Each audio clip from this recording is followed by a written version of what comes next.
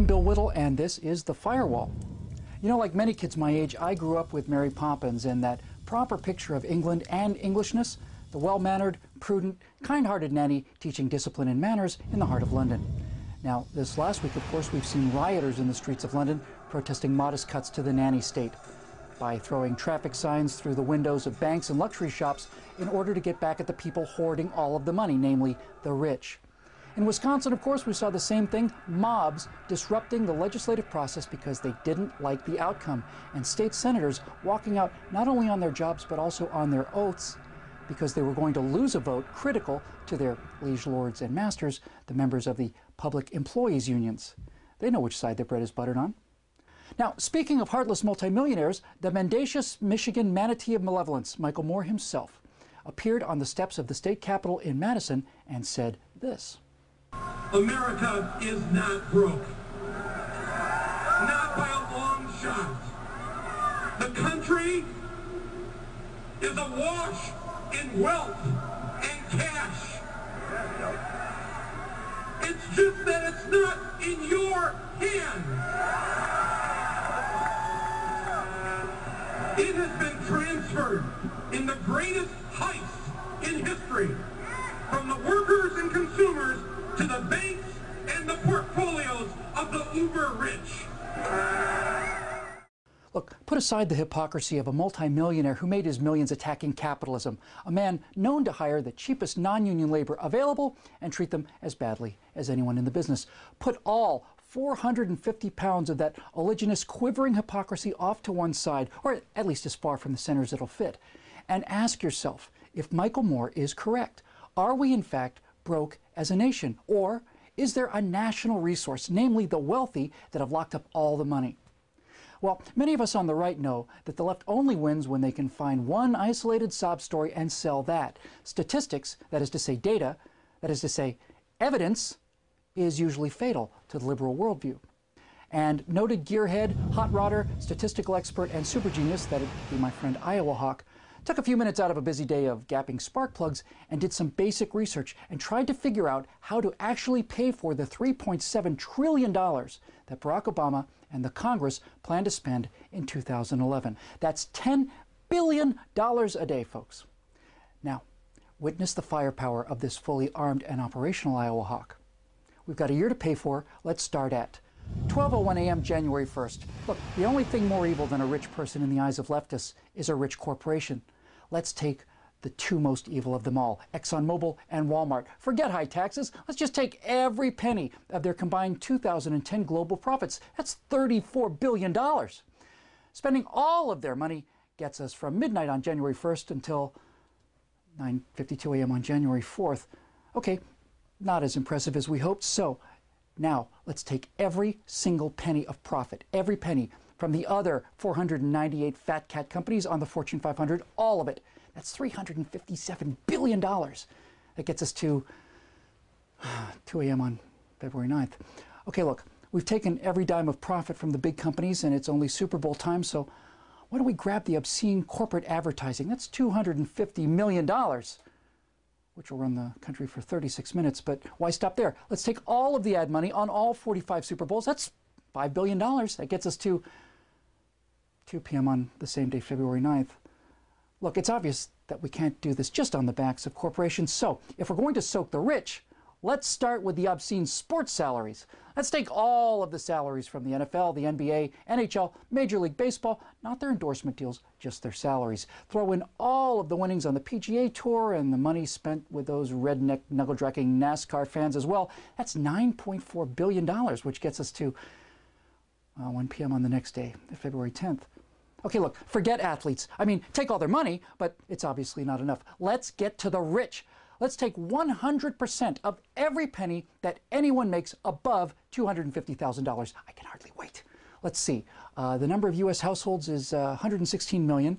The percentage of households above 250K in income, I think that's 1.93%. So the number of households above 250K of income is 2,238,800 households. The total income of those households in excess of $250,000 is $1.412 trillion. Now we're talking. Let's eat the rich. Let's take everything everyone makes in America above $250,000, which gets us from February 10th all the way to, oh, damn it, 6 p.m. on July 2nd. Well, look, obviously, we're going to have to cut some spending. I know. Why don't we just stop paying for the wars in Iraq and Afghanistan? That's where the money for healthcare goes after all, right? Into wars for oil? Not another dime for them. Let's just bring them all home right now. That would save us $105 billion in Afghanistan and $159 billion in Iraq for a total of $264 billion. That's enough savings to cover us until 4 p.m. on July 29th. Hey, that's blockbuster season.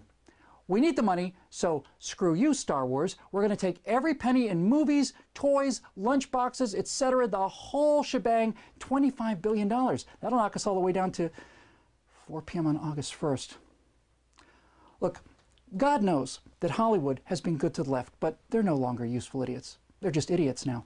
So let's evict everyone in Beverly Hills and sell their homes at current market value. 15,000 homes at $2 million per gets us another $30 billion, paying the bills through 4 p.m. on August 4th.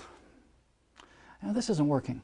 Michael Moore assured us that there's plenty of money out there and that it's all tied up in the rich. So, guess what? Liberal billionaires, Warren Buffett and Bill Gates, tough luck for you. $100 billion between you, they accidentally fall down the stairs at a public sector union rally, let's say. And through the inheritance tax, we keep 50% of their loot. That's another $50 billion. That gets us all the way to 4 p.m. on August 9th. All right, look. Let's get serious here. There are 398 more billionaires in America, according to the latest Forbes 400, with a combined total net worth of $1.29 trillion. A few hundred more accidents, let's say, at 50% death tax, kill them all, and take their estate tax. That's another $650 billion. That ain't hay. That gets us to 4 p.m. on October 13th. Still not there. All right, look. Let's forget this namby-pamby 50% nonsense. Kill all the billionaires and take all of their money, all of it. Take everything. And take everything from the next 100 or so of the almost billionaires, too. That gets us another 73 days until, hey, 4 p.m. on December 25th. Christmas, everybody. Almost there. See how easy this is? Now remember, this money is for America's poor, so in the spirit of Christmas, let's get rid of all that foreign aid. That saves us $50 billion, getting us to 4 p.m. on December 30th. So near and yet so far. We've still got a day and change to pay for. To cover the remaining $12.5 billion, we're unfortunately going to have to hit every single man, woman, and child in America for $40 each to pay for that final 32 hours, which gets us to 12 a.m., January 1st, 2012. Happy New Year, everybody. And what happens next? You see, we've taken all of the profits, all of the salaries, all of the assets, all of the expenses and revenues and holdings of the rich, and we've liquidated them. President Obama, meanwhile, is proposing we spend another $3.6 trillion in 2012. 1,000 billion of that is more than we take in. And that assumes $2.6 trillion in revenues, but revenues from what? We've destroyed the private capital. We've destroyed advertising revenues. We've destroyed professional sports. We've taken every penny that people have to put into new businesses to pay for things. It's all gone. We ate the rich. We ate everything they had. And we scraped through for 1 year. Now what? My friends, if you want to read the sharpest pen on the internet today, go and be amazed and amused, and deeply humbled at the raw, ramshackle genius we found at iowahawk.typepad.com. And if you think messages like these are important, well, it's up to you to keep them coming. Go to declarationentertainment.com and become a citizen producer today. I'm Bill Whittle, and we'll see you next time on The Firewall.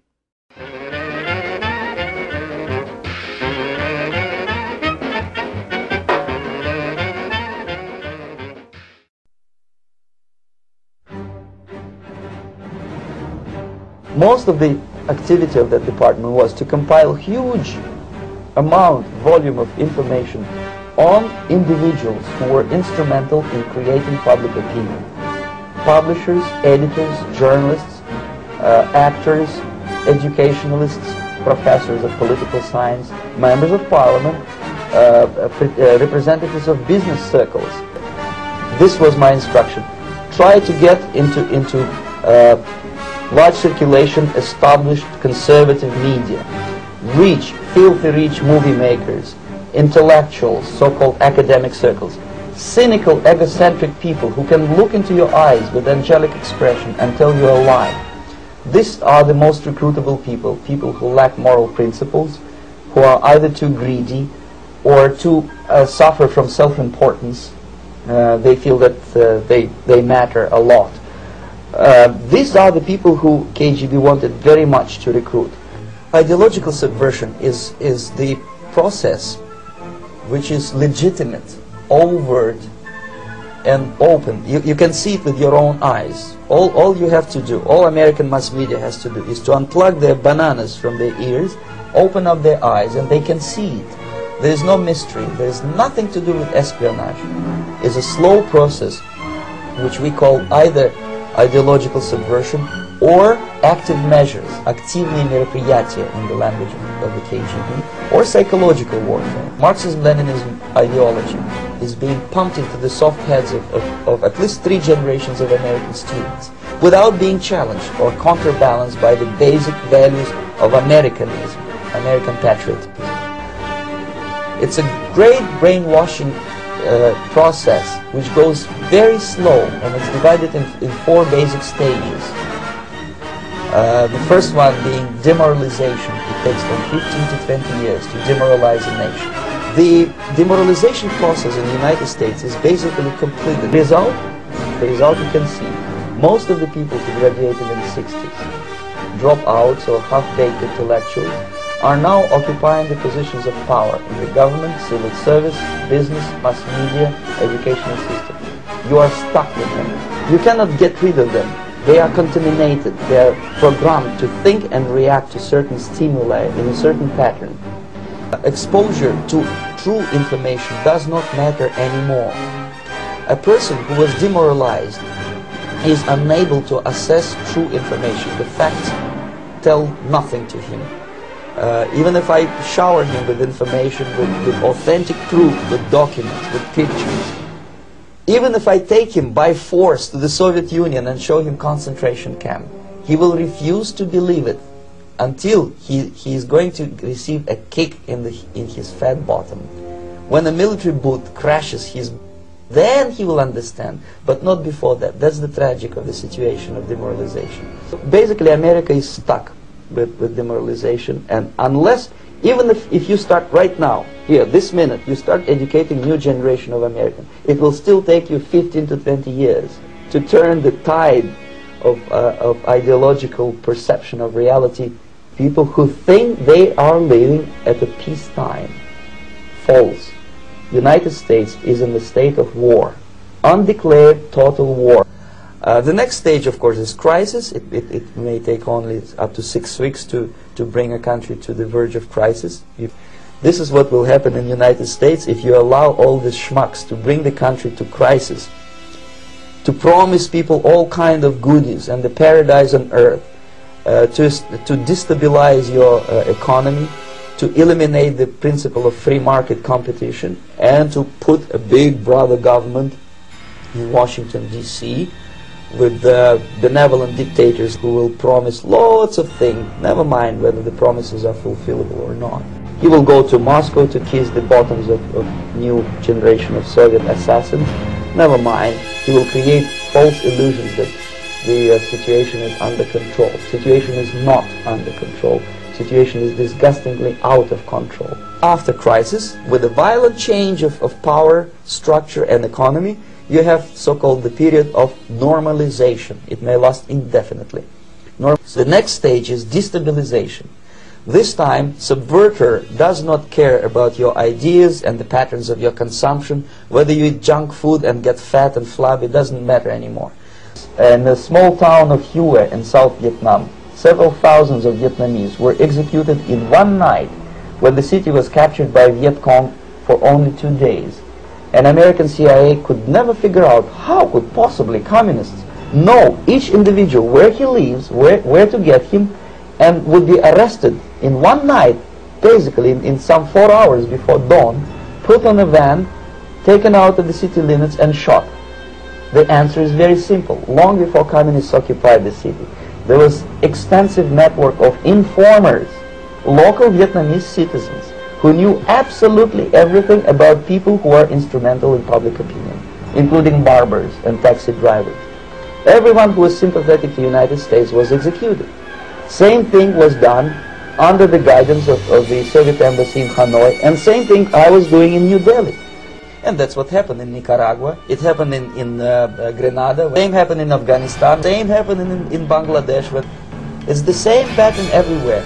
The moment they serve their purpose, all the useful idiots are used either be executed entirely, all the idealistically minded Marxists, or exiled or put in prisons, like in Cuba. Many former Marxists are in Cuba. Because, you see, the useful idiots, the leftists who are idealistically believing in the beauty of Soviet socialist or communist or whatever system, when they get disillusioned, they become the worst enemies. That's why my KGB instructors specifically made a point: never bother with leftists. Forget about these political prostitutes.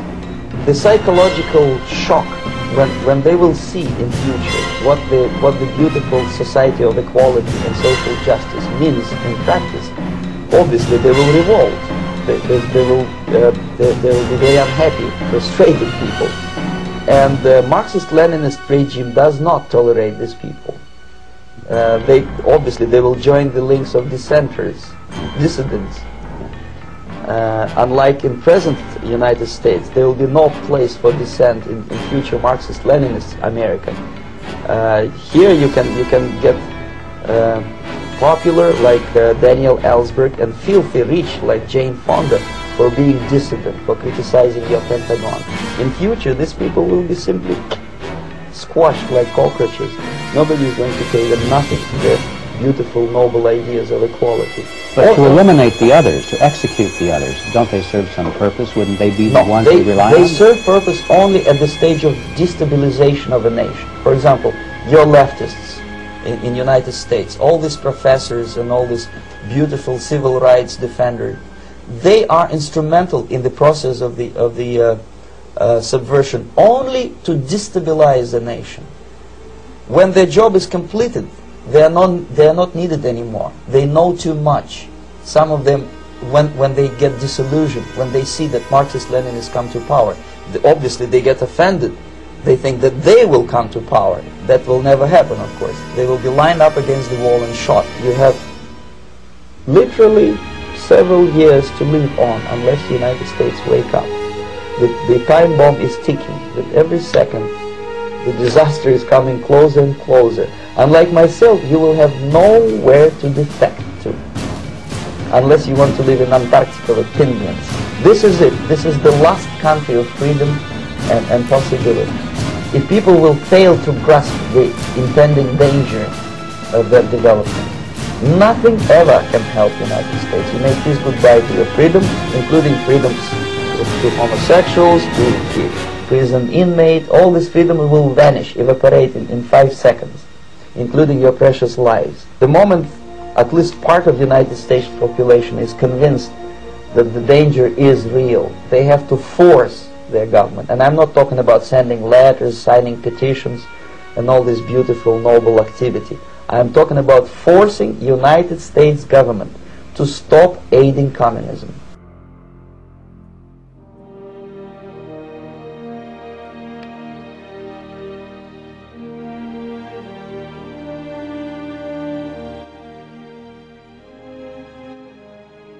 Ladies and gentlemen, Mr. Herbert A. Philbrick.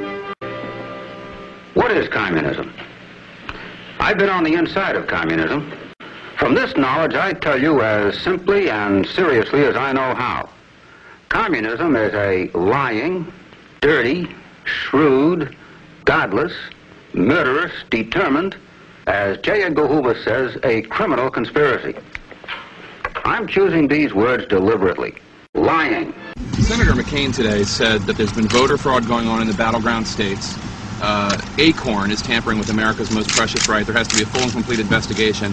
And he also said that you need to disclose your full relationship with Acorn. I'm wondering if you have any reaction to the reports of voter fraud and also to Senator McCain's charge. Well, first of all, my relationship to Acorn is pretty straightforward. It's probably 13 years ago, when I was still practicing law, I represented Acorn and my partner in that representation was the U.S. Justice Department in having Illinois implement what was called the motor voter law to make sure that people could go to DMVs and driver's license facilities to get registers. It wasn't being implemented. That was my relationship and is my relationship to Acorn. Lying.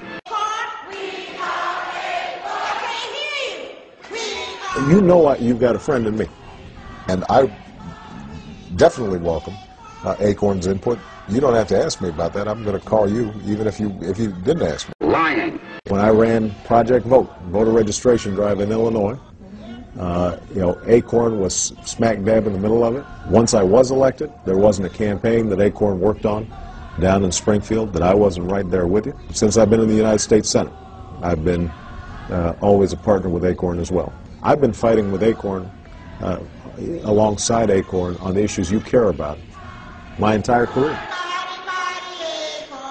Dirty. Well, if this very first political campaign is any indication, the Illinois senator isn't opposed to getting a little dirty. Dirty. Barack Obama relied on old, bare-knuckle political tactics to eliminate a popular incumbent and launch his political career in the Illinois State Senate.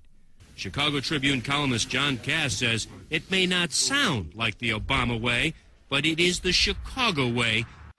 Shrewd. Barack Obama went a different way. There's some things about her speeches that trouble me. Latina judges are likely to render wiser decisions than white male judges. That's a racist statement. Here you have a racist. What a shrewd move by Obama. He's nominated a racist.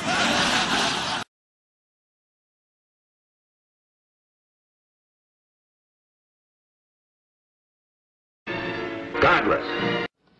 Whatever we once were, we are no longer a Christian nation. Godless. You go into some of these small towns in Pennsylvania, like a lot of small towns in the Midwest.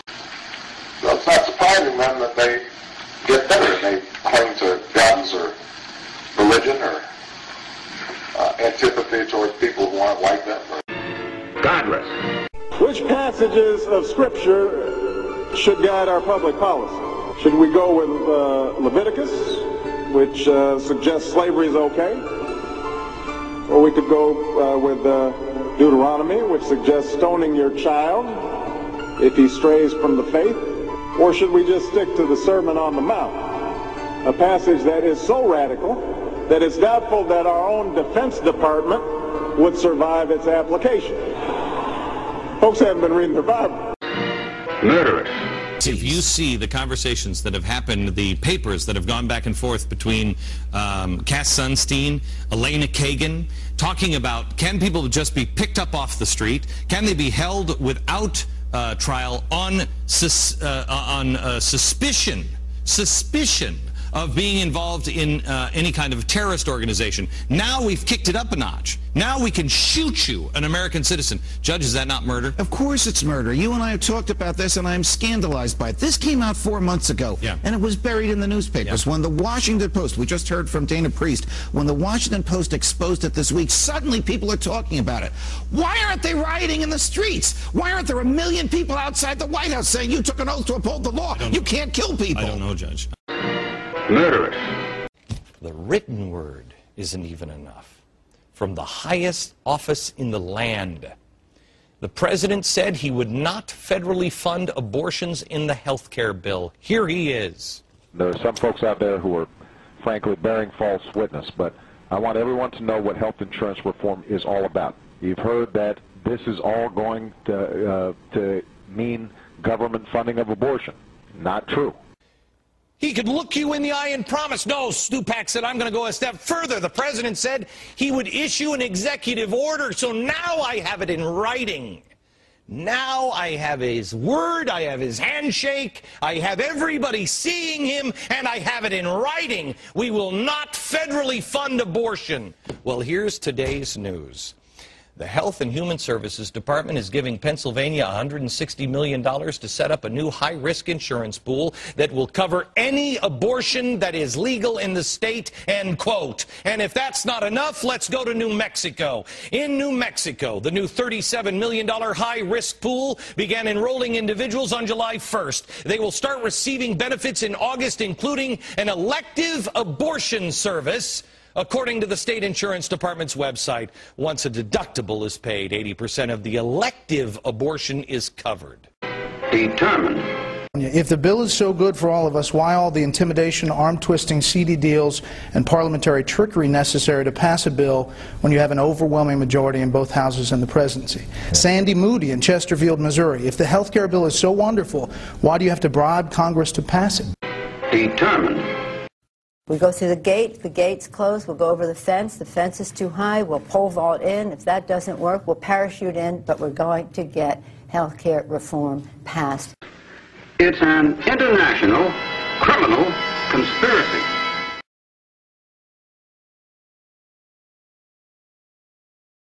Let me just say, any group that says I'm young, I'm democratic, and I'm a socialist is all right. The community organizing group Acorn has fired 2 of its employees after they were caught on tape offering advice to a man and a woman posing as a pimp and prostitute on how to skirt tax laws and import young girls from El Salvador for the purpose of child prostitution. The type of business or service you provide, let me make sure there's a code for it, okay? A code for prostitution? Well, yeah, because I have to have a name and a code number. Well, I don't know if there's going to be a code. But I'm going to look in there. I'm going to get my list. Okay. She's going to say she's good. And then we could get the right tax code. Yes. So that's wonderful. Your business is a performing artist. A performing artist? But you are. Okay? So you're not lying. That's kind of boosting my ego. But you're a performing artist. Yeah. All right. Okay? So stop saying plastic. Got it. It's an international criminal conspiracy. I probably wouldn't be standing here if it hadn't been for the SEIU endorsement.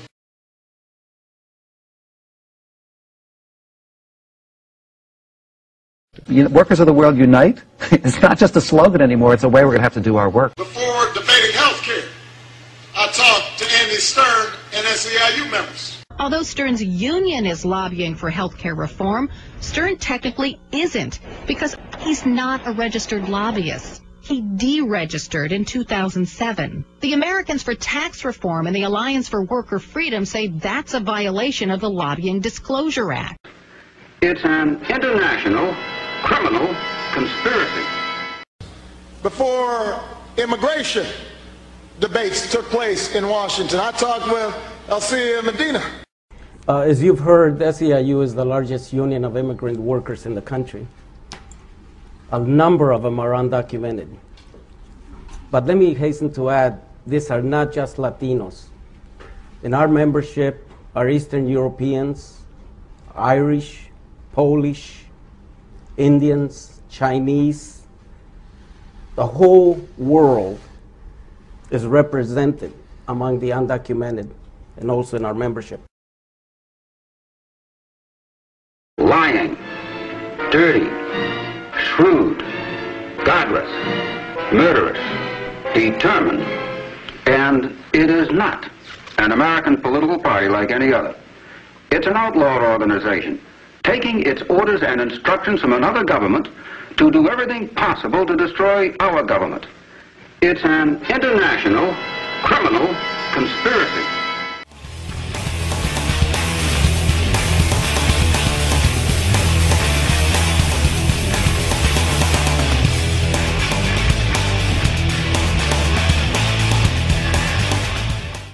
Obama really thinks he is a soft-spoken Julius Caesar. He thinks he's going to conquer the world with his soft-spoken sweet talk, and really thinks he's going to bring all the enemies of the world into a little playground where they'll swing each other back and forth.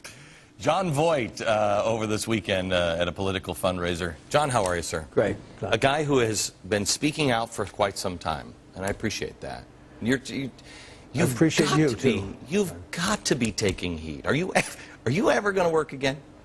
Well, someone said on a program on CNN that it'd be a miracle if I worked again. And of course, look, if the Hollywood crowd wants to go back to the 50s, if they haven't learned the lesson and they want to blacklist somebody, well, that's what will happen. But my losing a job is not so important. Right. I've taken care of myself pretty good, and I'll be okay.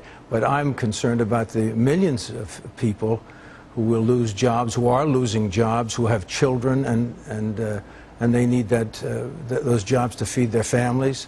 Listen, it's a serious time, so I'm not so worried about myself. You were, first of all, do you think it was a coincidence that you were blown up at the end of 24? Talk about prophecy. That's right. You were a lefty in the 60s. I was. Mm-hmm. What woke you up? Well, you know, I came into celebrity in the end of the 60s, and I was surrounded by people who were very heavily programmed, Marxist, and I didn't even realize it at the time that this was communist-based stuff, you know, that the communists were behind organizing all of these rallies and things. And I was swept up in that hysteria. And then, and I'm ashamed to say, you know, I was in that group, and then I saw the end of the war. I saw us pull out, and then I saw the communists move in and slaughter 2.5 million people in South Vietnam and Cambodia. And I saw the left that had precipitated this turn away. Just walk away from it. You know, it is so and it is so funny. I talked to David Horowitz just a couple of years ago, and he said that was the turning point for him, too. He said they walked away, and he was like, wait, I thought we believed in something. Right. There's a lack of intellectual honesty. They didn't take seriously the blood that they had been directly causing. And it didn't, but I must say, programming is very, very deep, and I didn't really pull out of it for quite a while afterward. But that's where the dime dropped and things started to happen. And then then 9/11, of course. Back with John Voight next. We're back with actor John Voight, who's quite outspoken, has become quite outspoken lately. We were just talking in the break that, I mean, we're on a pace to lose. Do you believe we're losing capitalism, or can lose capitalism? Well, I mean, we're losing so much. I mean, this man, Obama, is not only, has not only set himself to redistribute the wealth of the middle class. He also is set to take over, control the industrial wealth of the country with banks and with, the major corporations. John Voight. And John, before we took the break, I said you had a special message for the people of America. I don't know what it is because you haven't shared it with me yet. So I'm going to hear it as the people of this country hear it, but I'm anxious to hear it because I believe you have been gifted with extraordinary wisdom and insight into this nation's particular predicament right now. Thanks very much, Governor. This is a letter I wrote, and I'd like to read it for the American people. So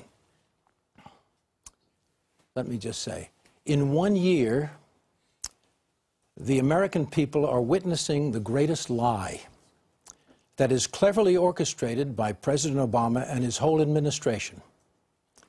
The lie is a potent aggression that feeds the needs of people who either have not educated themselves enough to understand the assault upon us all, or the very poor and needy who live to be taken care of. President Obama feeds these people poison, giving them the idea that they are entitled to take from the wealthier who have lived and worked in a democracy that understands that capitalism is the only truth that keeps a nation healthy and fed. Now, the lie goes very deep, and President Obama has been cleverly trained in the Alinsky method, and it would be very important that every American knows what that method is. It is a socialistic Marxist teaching, and with it, little by little, he rapes this nation, taking down our defenses, making new language for the Islamic extremists.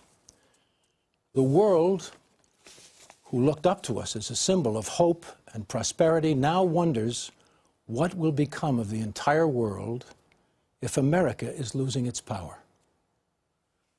The American people who understand exactly what is taking place have come together in the thousands, vowing to try to stay together as a unit of love and freedom for all men and women from all walks of life, shivering to think that this once great nation will be a third world country. This will be the first president to ever weaken the United States of America. President Obama uses his aggression and arrogance for his own agenda against the will of the American people when he should be using his will and aggression against our enemies. Every loving American for peace and truth and the security of our nation must come out and join the Tea Parties in their states. The opposition will continue their tactics. They will lie and plant their own bullies amongst us. Everyone must pay close attention to who stands next to them. We can weed out the liars and agitators. Let us all stay in God's light. Let no man put us under. We can and we will prevail. God bless us all. John, thank you very much for sharing.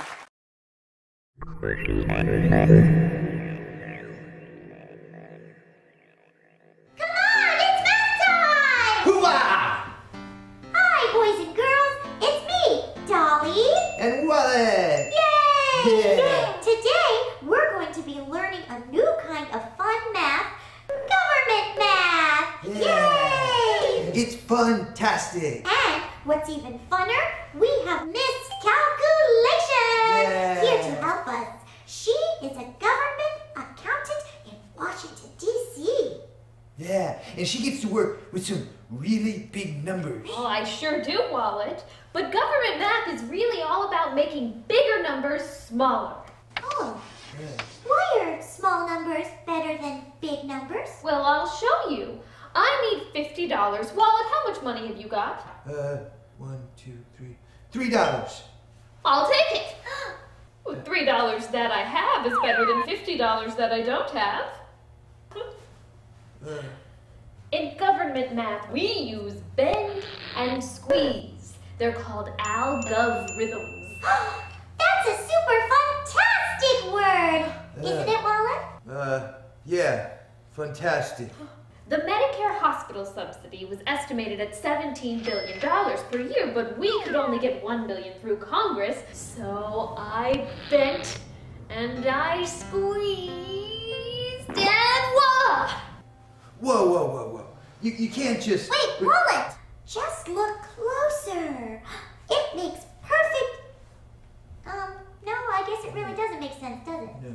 I worked on the International Space Station, too. Now, that was estimated at $174 billion. But my boss said, now, Calc, I know you can get that estimate down to a measly $17 billion. No. I'm sorry, Miss Calculation. I don't think even you can make that math work. Although, Dolly says my brain is fuzzy. Well, believe it or not, Wallet, fuzzy and math work nicely together. To prove it, watch our greatest mathematician work his magic. Professor Boondoggle. The quantum diversification of bisecting primes might allow for the... Yes? Yes? Yes! He's got it. He's got the answer.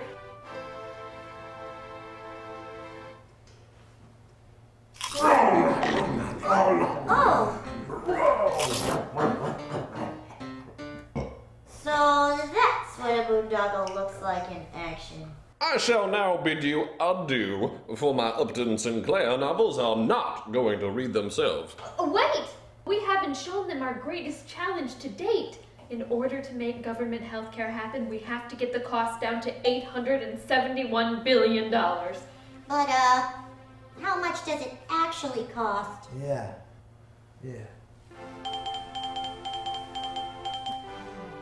You ready, PB?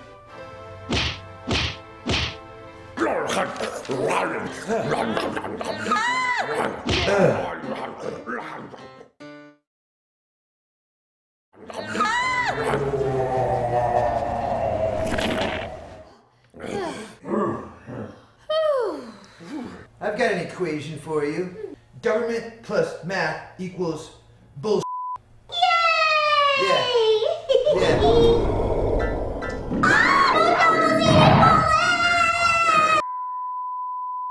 The deal needed to have significant deficit reduction as well. So will these freshmen acquiesce to Geithner's budgetary bullying, or will they stick to the Tea Party mandate of reining in government spending? Here now is someone who was in that room with Secretary Geithner, Oklahoma Republican Congressman James Langford. Congressman Langford, it's a pleasure. Welcome to Freedom Watch. Honored to be with you, Judge. Thank you. So did Professor Geithner persuade you that you should let him go out into the financial markets and borrow another $2.4 trillion on top of the $14.3 trillion we already owe and have no ability to pay back? You know what? The Secretary continued to reinforce something that just showed the differences. We keep talking about debt reduction and going after debt. He keeps talking about deficit reduction.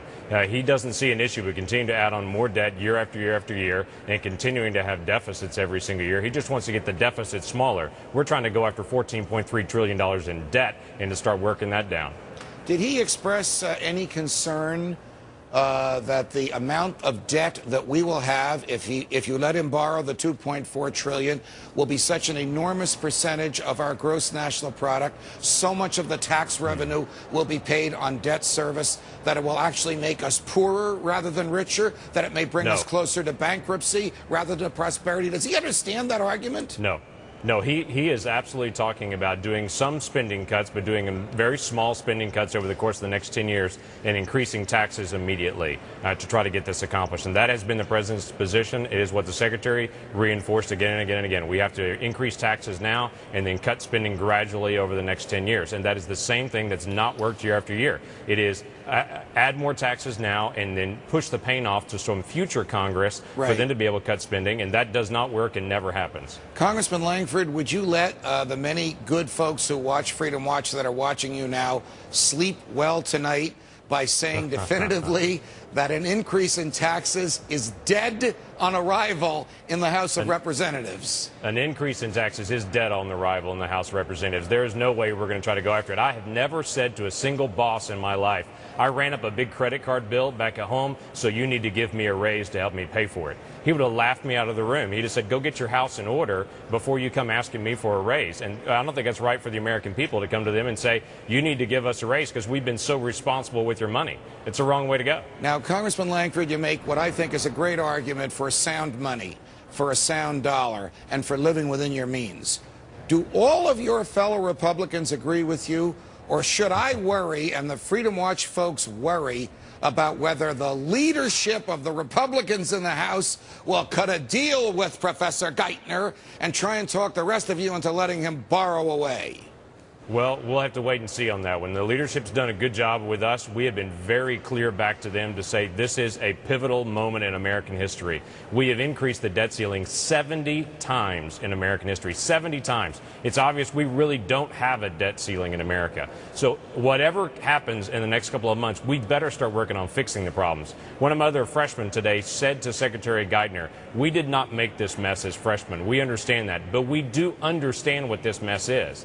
And it's not some mess that we can fix immediately, but it's also not something that's going to be repaired by just jacking up the debt again. Here's something that I want to explore with you, Congressman Langford, and I've heard it from whispered by Democrats and I've heard it from Republicans.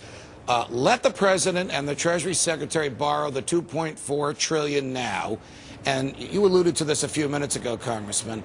We'll approve some spending cuts in the future. Isn't that just a canard, just a joke?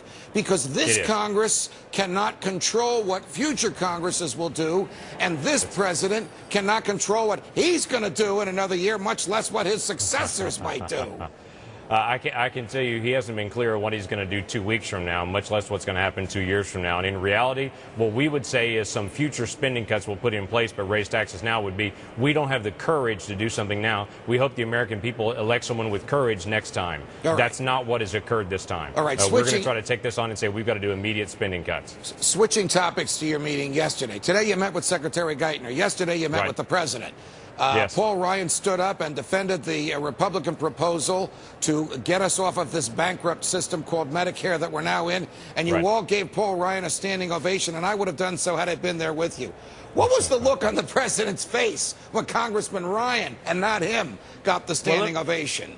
Well, let me give you a little thing that I picked up from the president. The president seems to, when he's comfortable with an answer, he's real short with it. When he's nervous, he talks on and on and on with an answer. Just kind of watch that in town hall meetings. With most everyone, he answered the question in about 3 or 4 minutes. When Congressman Ryan asked the question, it took him 10, 15, 20 minutes. It was a long answer, and he just kept going on and on in circles. And that tells me he was a little nervous in the process of trying to respond to this question. In reality, what Congressman Ryan was trying to say was, you have been mischaracterizing, and you've done it deliberately. If you need an explanation in person with what our proposal is, let me give you that explanation. He was very kind about it. He wasn't rude about it, but he was like, you've been saying vouchers. You know it's not vouchers. You know it's premium support. You know this is even something that was talked about in the Clinton administration about dealing with the premium support. It's not some new radical concept. It's dealing with what you know is a reality of what's happening with entitlements. You can't do a little bit there. We've got to radically reform it to save it, or else it's going to be gone.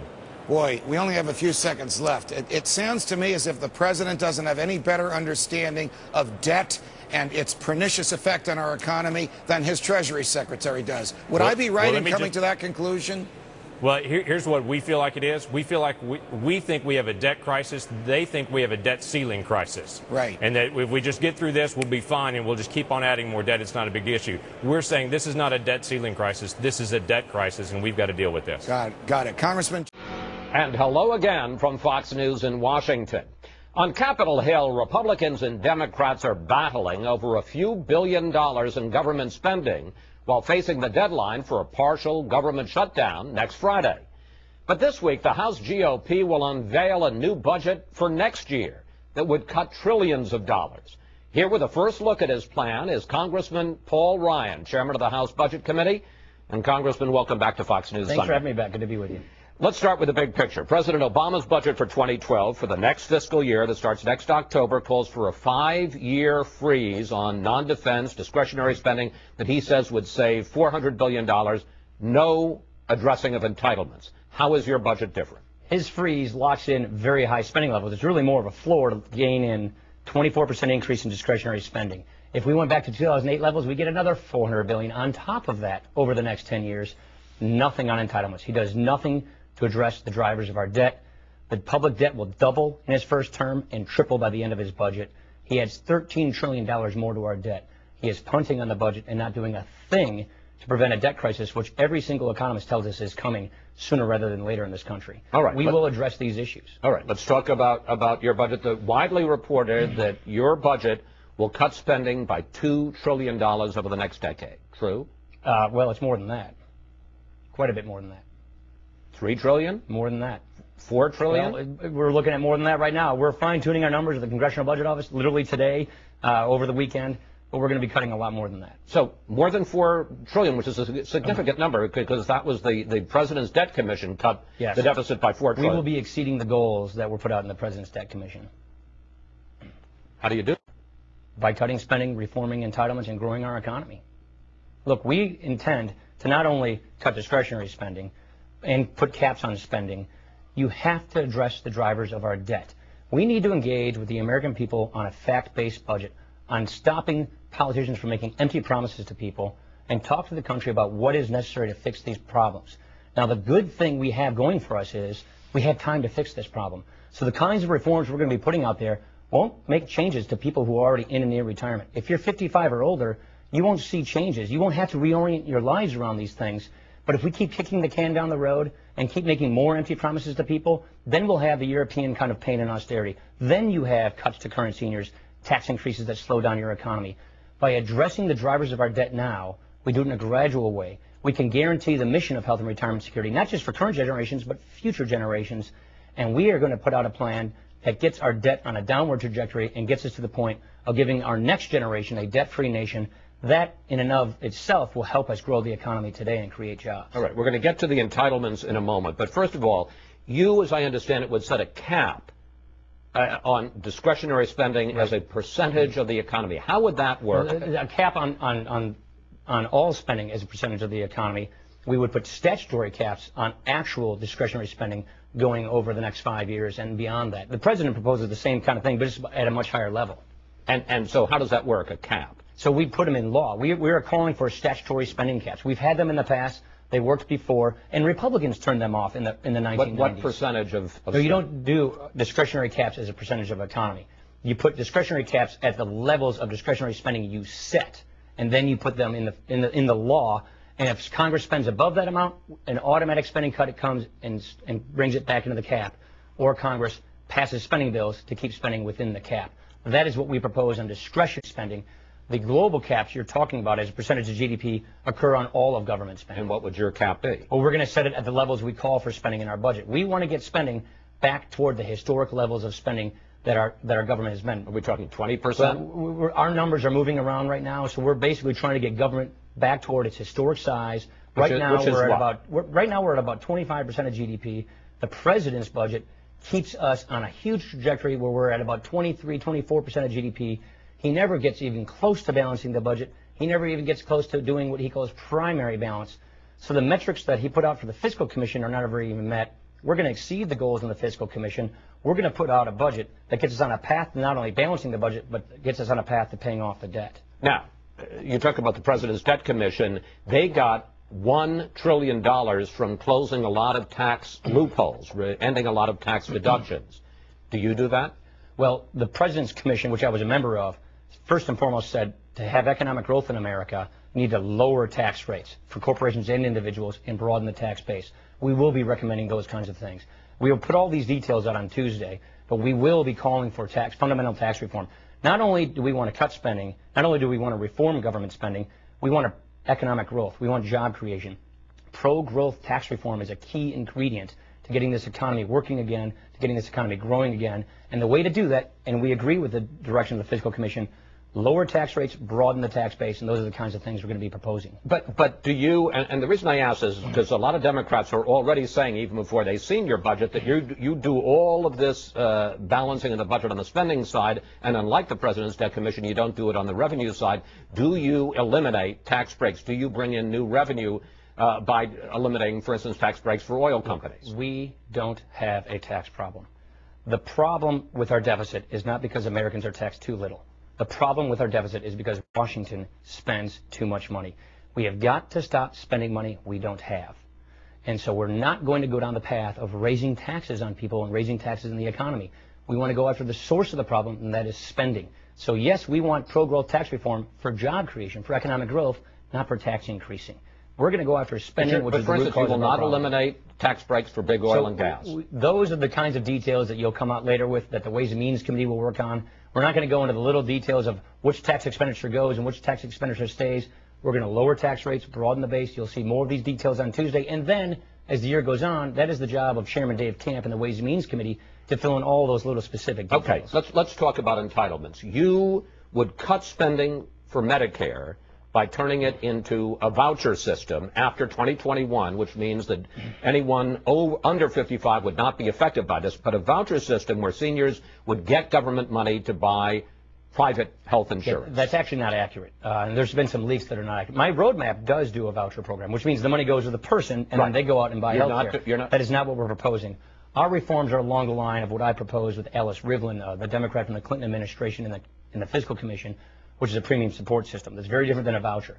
Premium support is exactly the system I, as a member of Congress, and all federal employees have. It works like the Medicare prescription drug benefit, similar to Medicare Advantage today, which means Medicare puts a list of plans out there that compete against each other for your business, and seniors pick the plan of their choosing, and then Medicare subsidizes that plan. It doesn't go to the person into the marketplace, it goes to the plan. More for the poor, more for people who get sick, and we don't give as much money to people who are wealthy. Doing that saves Medicare. It doesn't apply to anybody who is 55 and above. They keep their Medicare exactly as it is today. But the problem is the biggest driver of our debt is Medicare. It has trillions, tens of trillions of dollars of unpaid promises.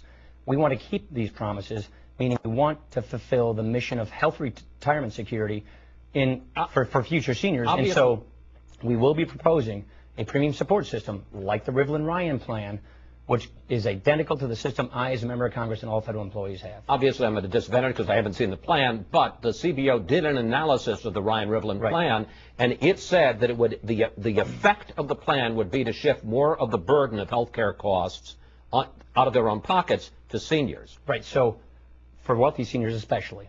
It also did not say these are vouchers, these are premium support, and there's a big difference here with that. It said that we're going to protect people who are low income. We're going to protect people as their health condition gets worse. As you get sicker, you'll have more so that you can have your rates stabilized, no more premium increases. The key is this.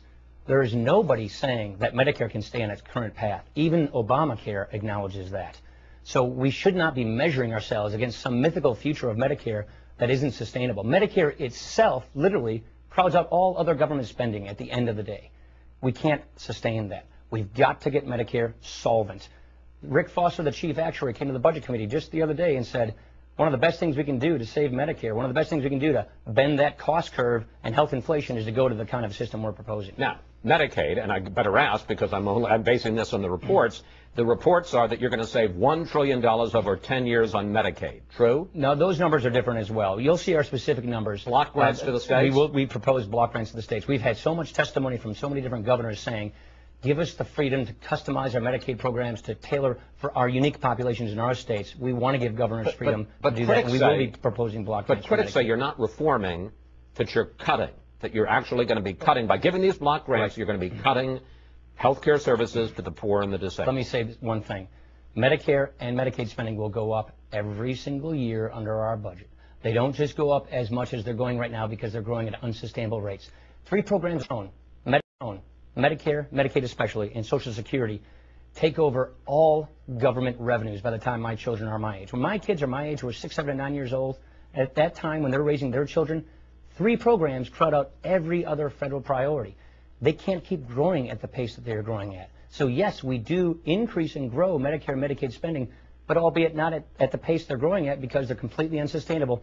And that's why we're coupling them with key reforms that have proven to stretch that Medicare and Medicaid dollar farther. Okay, let's talk about the current situation because there's a budget battle now before we get to your new budget this week. Congress is deadlocked right now over the last 6 months of this fiscal year, 2011. Democrats are willing to agree to $33 billion in cuts, which is more than you originally proposed. Should the House make a deal, House Republicans make a deal, accept this budget, which, as I say, is more in cuts than you originally proposed, not shut down the government over a few $1 billion and move on to your budget, which involves not billions but trillions? Well, I don't want to undercut our chief negotiator, John Boehner, on what number we should accept or what number we shouldn't accept. But let's also look at why we're in this position. We are here because the Democrats didn't even pass a budget last year. The good news is we're now talking about how much spending to cut. You think if we got elected in the majority, we'd be talking about this right now? A year ago, they were talking about how much more spending to increase. This Congress already this year has gotten into law more spending cuts in law than any past Congress. But does it make sense? But all right. So we don't want to shut the government down. We've already passed our bills to keep the government spending running, albeit at lower levels than President Obama wants. Just last Friday, 42 days ago, we passed our legislation to prevent a government shutdown and cut spending. The Senate has never done anything. They haven't passed a single bill to keep the government running. So it doesn't make much sense to shut down the government over this when you've already gotten all these big cuts. And by the way, so I do want to get off to talking about tens of billions of dollars, shaving 2 to 4% off our budget deficit, and get on to the debate about trillions of dollars and paying off this debt. That is where we're going to go with our discussion this week. But let's put the emphasis where it ought to be. The Senate Democrats have not even passed a bill to prevent a government shutdown. We've passed 2. Congressman, on the other hand, if the two parties are having so much trouble as they are right now over a couple of $1 billion, 1 or 2%, you're talking about cutting, you say, more than $4 trillion, revamping Medicare, Medicaid. How is that going to happen when you can't even get an agreement on a couple of... It's a good question, and I find it kind of ironic that the week we're trying to engage the president, the Democrats, and the country with an honest debate about our budget, with real solutions to fix this country's problems and prevent a debt crisis, the president's launching his re-election campaign. Look, these are tough times for America. We don't need a good politician. We need a strong leader. We need to engage this country on the issues that are necessary to secure our prosperity, to get this debt paid off, to get our economy growing right now. We know for a fact that we're giving our children and our grandchildren a lower standard of living, and we don't need good politics. We don't need to keep making empty promises to people We need to engage and fix these problems while they're still in our control. My question, though, is isn't your plan dead on arrival? If they can't agree on $3 billion, how are they going to agree on $4 trillion? You know, I don't know the answer to that, but I know this. I want to look my kids in the face. I want to sleep soundly, and I want to put out a plan that tries to fix this country's problems. So whether it's dead on arrival, I don't know. But where the president has failed to lead, we're going to lead, and we're going to put out ideas to fix this problem. Last question. As you look ahead, and a lot of people would say, look, the answer is you're not going to get this budget passed. It's really setting up an issue and a sensible debate for 2012. As you look ahead to the next election, aren't Democrats going to be able to say, look at Paul Ryan, look at the House Republicans, they want to kill Medicare, they want to kill Medicaid, they want to gut the programs that you depend on. Aren't you playing into the Democrats' hand? We are. We are giving them a political weapon to go against us, but they will have to lie and demagogue to make that a weapon.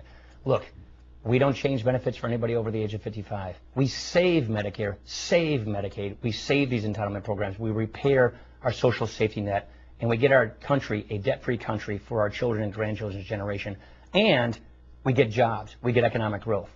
They are going to demagogue us, and it's that demagoguery that has always prevented political leaders in the past from actually trying to fix the problem. We can't keep kicking this can down the road. The president has punted. We're not going to follow suit, and yes, we will be giving our political adversaries things to use against us in the next election, and shame on them if they do that. Congressman Ryan, we want to thank you so much for coming in today, giving us a first look at your new budget. We'll stay on top of what promises to be a fierce debate. Thank you, sir. All right. Thanks, Chris. Appreciate it. Always a pleasure to talk.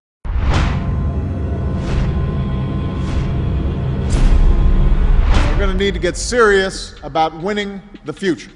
Barack Obama says that we need to win the future. Unfortunately for us, his government is mortgaging our future. By taking responsibility for our deficits. The United States now borrows $5 billion every day to fund the government. Under President Obama, the national debt has increased from $9.9 trillion to $14.2 trillion in just 2 years. And in 2010 alone, Obama's government issued as much new debt as all the other governments of the world combined. By cutting wasteful, excessive spending wherever we find it. The total liabilities of the United States government are now $65 trillion, and the interest payments alone are $500 million per day. So, what's your share of all these government liabilities? $753,799. So winning the future involves out hustling everybody else. It looks like we're the ones being hustled. It's time to win the future. We agree. Call Congress and tell them if Obama wins, we all lose. Ryan's going to open this conversation on behalf of us. Thank you. Look, we agree on the problem here, and the problem is health inflation is driving us off of a fiscal cliff. Mr. President, you've said health care reform is budget reform. You're right. We agree with that. Medicare right now has a $38 trillion unfunded liability. That's $38 trillion in empty promises to my parents' generation, our kids' generation. Medicaid's growing at 21% this year. It's suffocating states' budgets. It's adding trillions in obligations that we have no means to pay for it. Now, you're right to frame the debate on cost and health inflation. And in September, when you spoke to us in the well of the House, you basically said, and I totally agree with this, I will not sign a plan that adds one dime to our deficits, either now or in the future.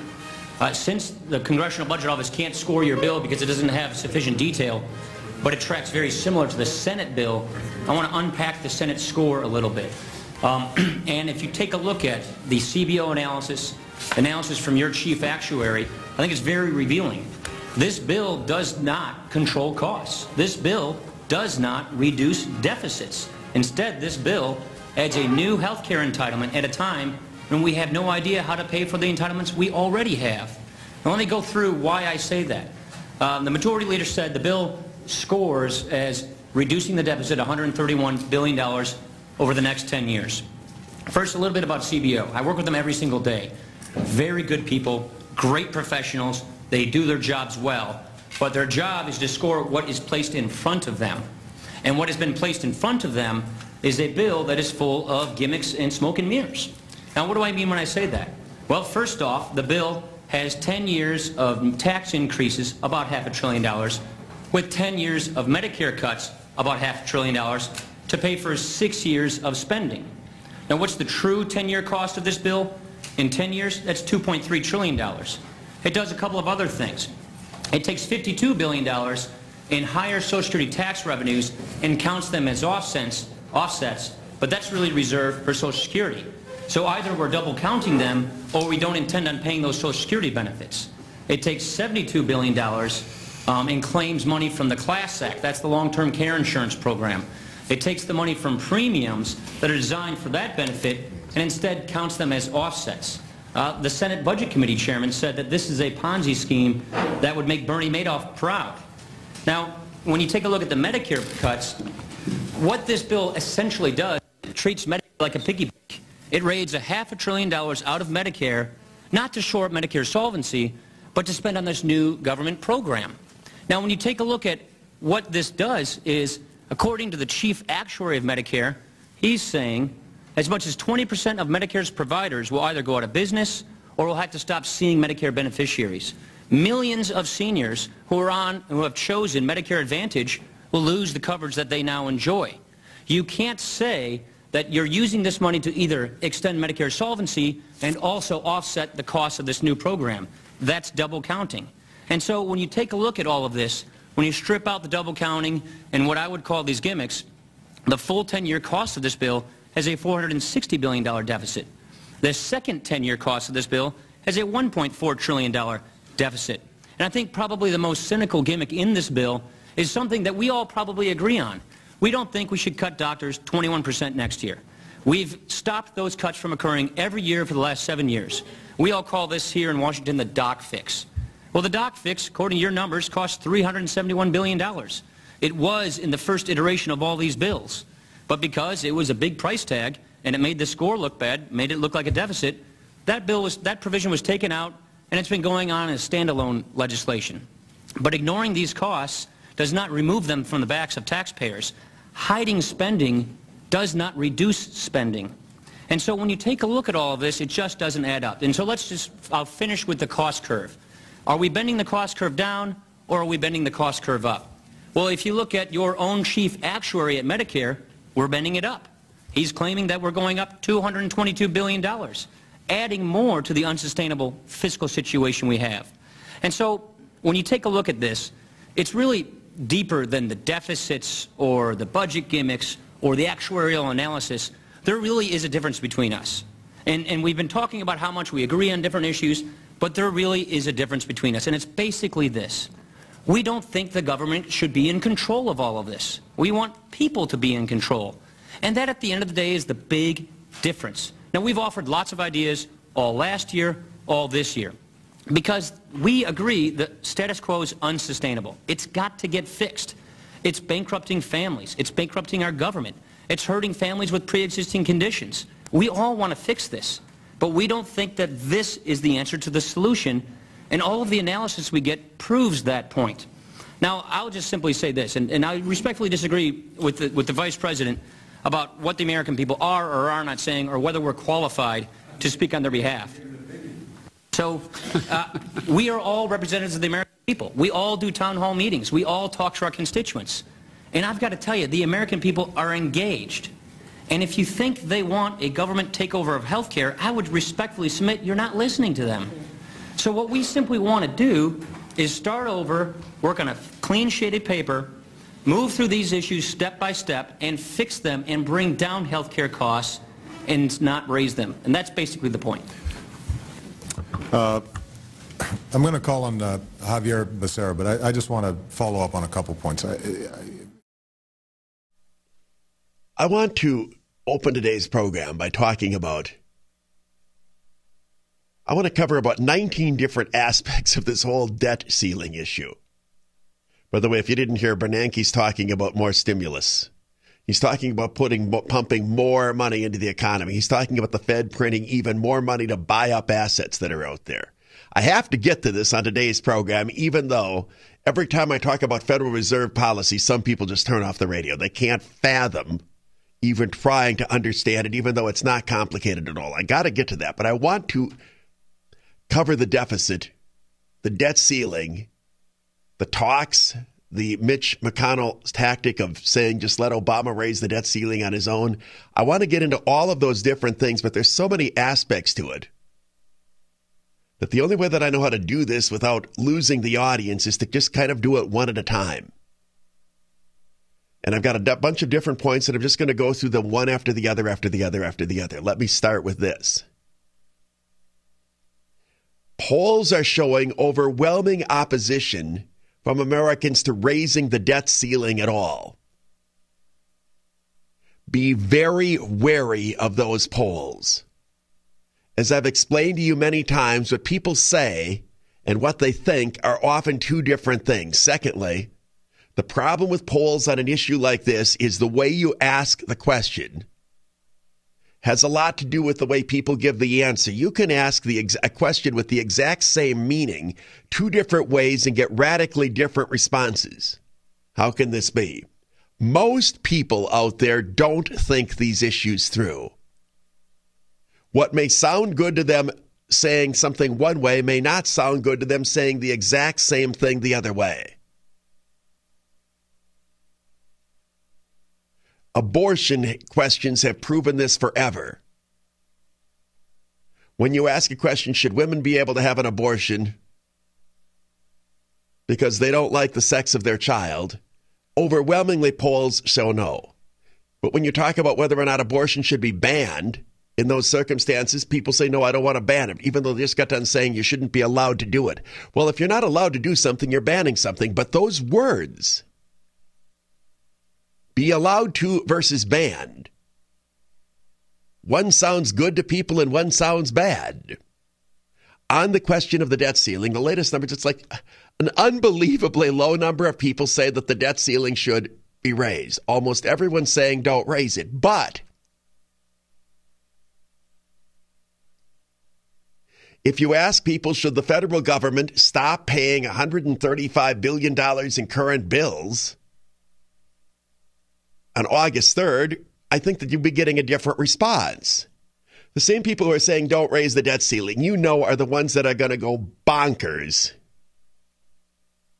if government services are shut down.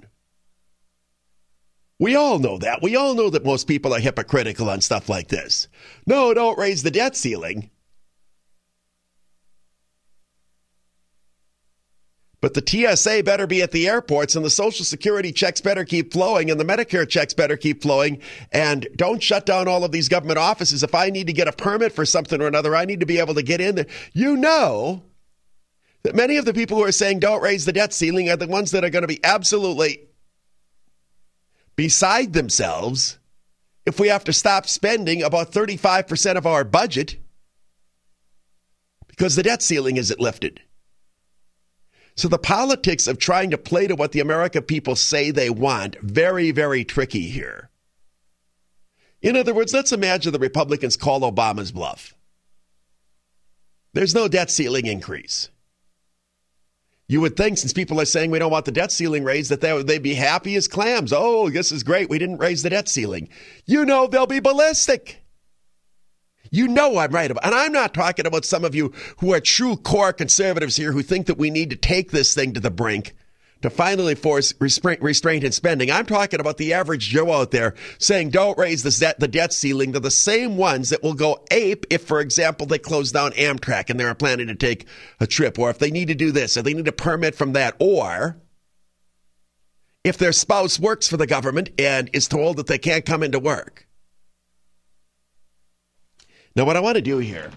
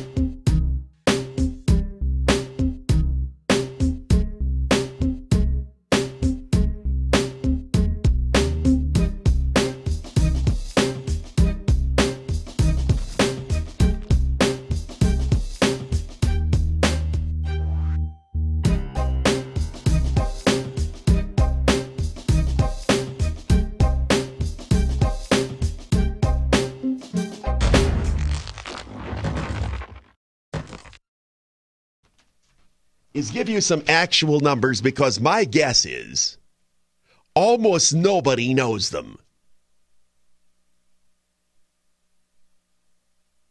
If you do know them, you pay very, very, very close attention to the news. Almost no one does. First of all, what is the debt ceiling? It's exactly what it sounds like. There's a law that limits the amount of debt that the United States can issue. What is debt? It's government bonds. If you don't raise the debt ceiling, you can't issue any more debt. If you're spending more than you're taking in, you either have to drastically stop your spending immediately, or you have to borrow money. But if your debt ceiling is raised, it means you can't borrow any more money. So that's all the debt ceiling is. It's not as convoluted as a lot of people want to claim that it is. But there are these numbers. Here's the latest estimate of the amount of money the government is taking in the current month and the amount that they're spending. The best projection is that in the month of August, and that's the month where the debt ceiling would have to be raised, August 2nd or 3rd is the date, $172 billion is expected to come into the federal government. That's revenue in all forms, income taxes, Social Security taxes, Medicare taxes. $172 billion will be collected by the federal government in August alone. But the government is projected to spend $307 billion. I think very few people are aware how out of balance our budget is under Obama. He is planning to spend $135 billion more than we take in. You multiply that by 12 and you're pretty close to the $1.5 trillion annual deficit that we face. The deficit is simply the gap between revenues and spending. Bush's worst deficit was in the range of $400 billion a year. Most of his deficits were in the range of 150 to 200.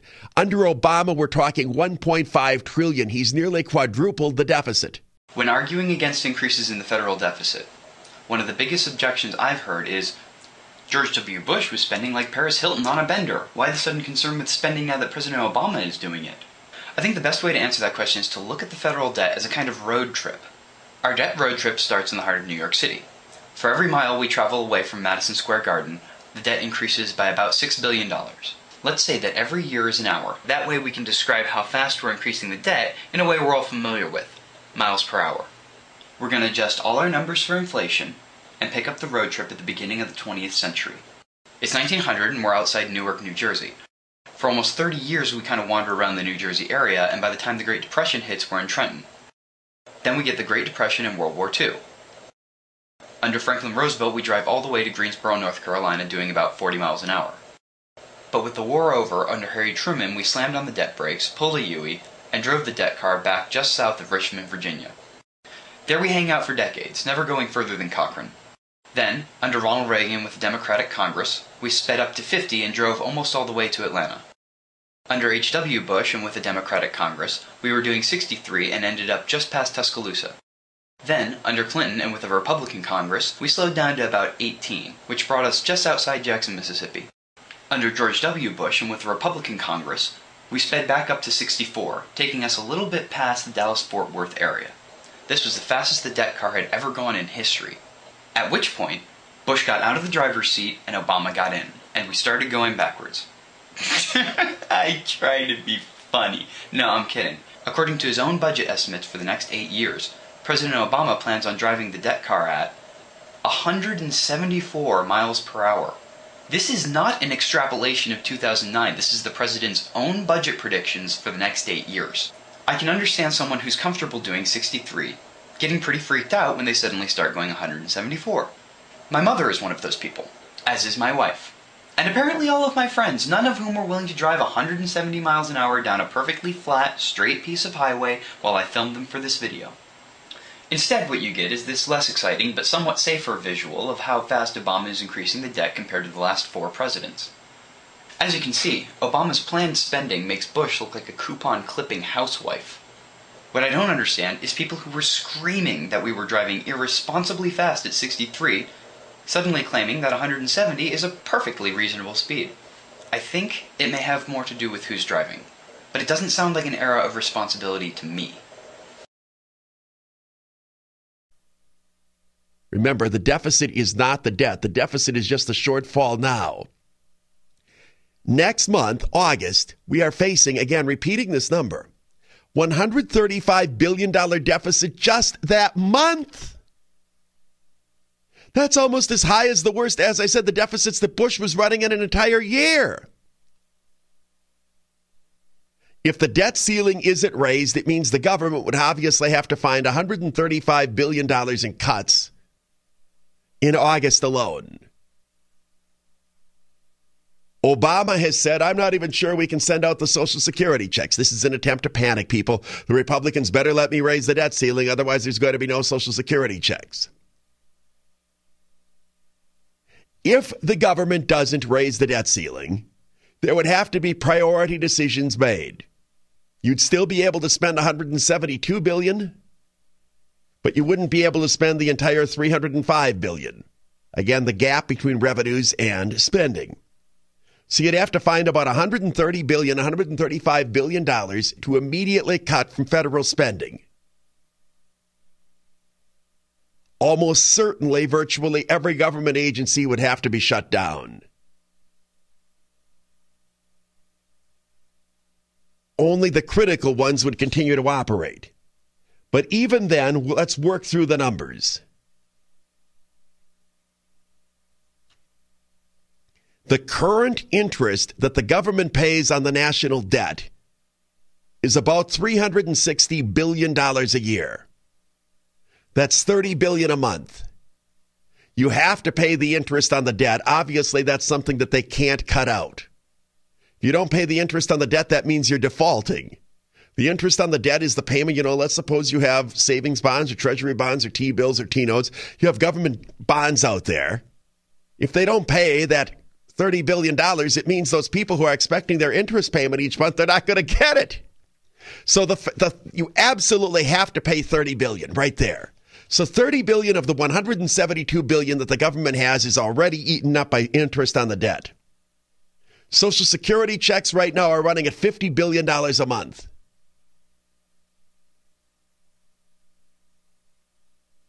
For those of you who don't think Social Security is in crisis mode and has to be addressed, think about that right now. That's $50 billion a month, and only a handful of the baby boomers are on Social Security yet. Remember that the oldest baby boomers were born in 1946. That means the first wave of the baby boomers are this year turning 65 years old. You've got almost no baby boomers on Social Security yet, but we're already spending $50 billion every month on Social Security. So taking Social Security and interest on the debt, you've now come up with 80 of the $172 billion that you could spend if you didn't raise the debt ceiling. Medicare, $50 billion more. If we're going to keep Medicare and Social Security checks flowing, if the debt ceiling isn't raised, you're now up to $130 billion. Remember, we're only taking in $172 billion a month. I think you're starting to see the crisis mode that we are in terms of this government spending more than we're taking in. Just those three things, Social Security, Medicare, and interest on the debt, add up to $130 billion a month. We're only taking in $172 billion a month.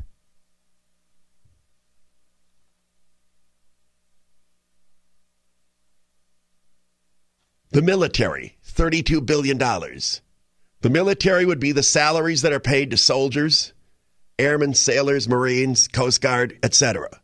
Also the money that is paid to military contractors and civilian employees of the military. I don't think anybody would support cutting off paychecks to men and women in uniform. I don't think anyone would support shutting down the Army, Navy, Air Force, Marines, Coast Guard, National Guard. $32 billion a month. We're now up to $162 billion. Interest on the debt, Social Security, Medicare, and paying the military is $162 billion of the $172 billion we're spending every month.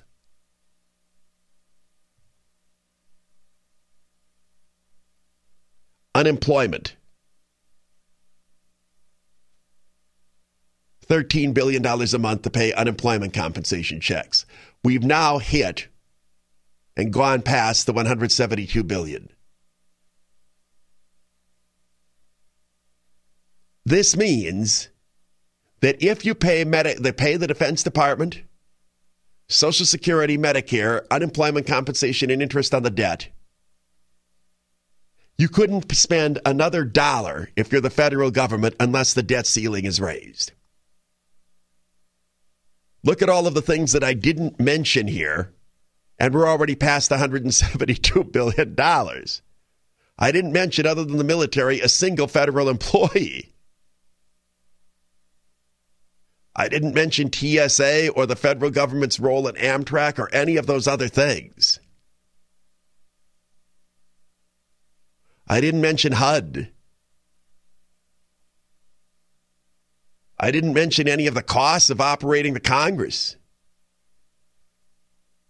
I didn't mention any of the United States courthouses, the Justice Department, the United States attorneys, the district courts. I didn't mention the federal prisons. The point is this, is that while not raising the debt ceiling doesn't mean the government can't spend any money. It does mean the government would have to stop spending a considerable amount of money. The danger that both the president and the Republicans face is if they let the debt ceiling, if we get to the point where the debt ceiling isn't raised, is that a lot of the people who are saying don't raise the debt ceiling, and you know this because I'm guessing every one of you knows somebody like this, they're the same people that will go ape if we shut down 40% of the federal government. Well, don't raise the debt ceiling, but you keep paying our bills. Duh! Not raising the debt ceiling would mean finding $135 billion of the $307 billion that we're spending and cutting it. I don't even think Paul Ryan's up to doing that right now. The problem is this. Under Obama, spending has exploded.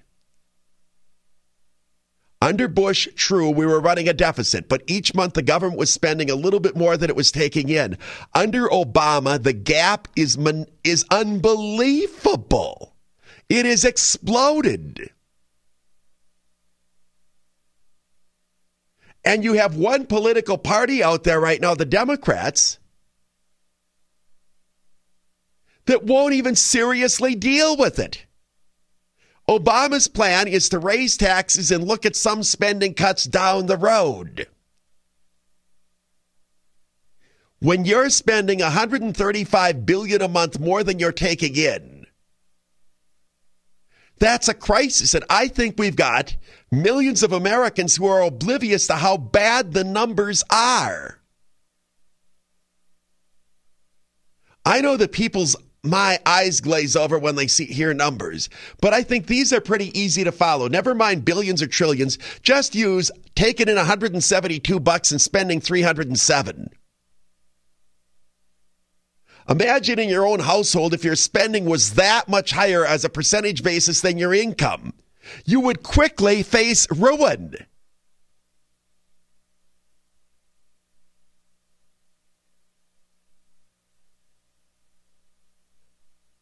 We have a twin problem under Obama because the economy is sluggish, tax revenues coming into government are low. When someone is unemployed, they don't pay much in federal taxes. And we have the fact that spending under Obama has gone crazy. Of that extra $135 billion a month, much of that is money that was originated under the stimulus plan. and is money that is continuing to be appropriated to the agencies for all sorts of idiotic things. Remember, even though Scott Walker turned down the money for the high-speed train, in the federal budget, you still have millions and millions of dollars for high-speed rail. In fact, it's in the billions. When you hear and think about those numbers, it is impossible if you are an honest person to reach the conclusion that you have to do something about spending. The Democrats are not being honest about this issue. What? They want to close the gap by raising taxes $135 billion a month? Think about that. That's the gap between spending and revenues. $135 billion a month that you want to take out of this economy now and send to Washington in taxes? It'd be over. We would face a depression. There's no way you'd even be able to do it. If you raise tax rates so high, you could get that extra $135 billion a month. Nobody would have any income because the percentage they'd have to be given to the government would make it such that there'd be no point in having income. Trying to understand how the U.S. government works at a macro level can be a bit overwhelming. But reduce it to a micro scale, and things start to make a lot more sense. This is the debt limit. Made simple. Brought to you by the Heritage Foundation. Welcome to United Estates, a small gated community in sunny Florida.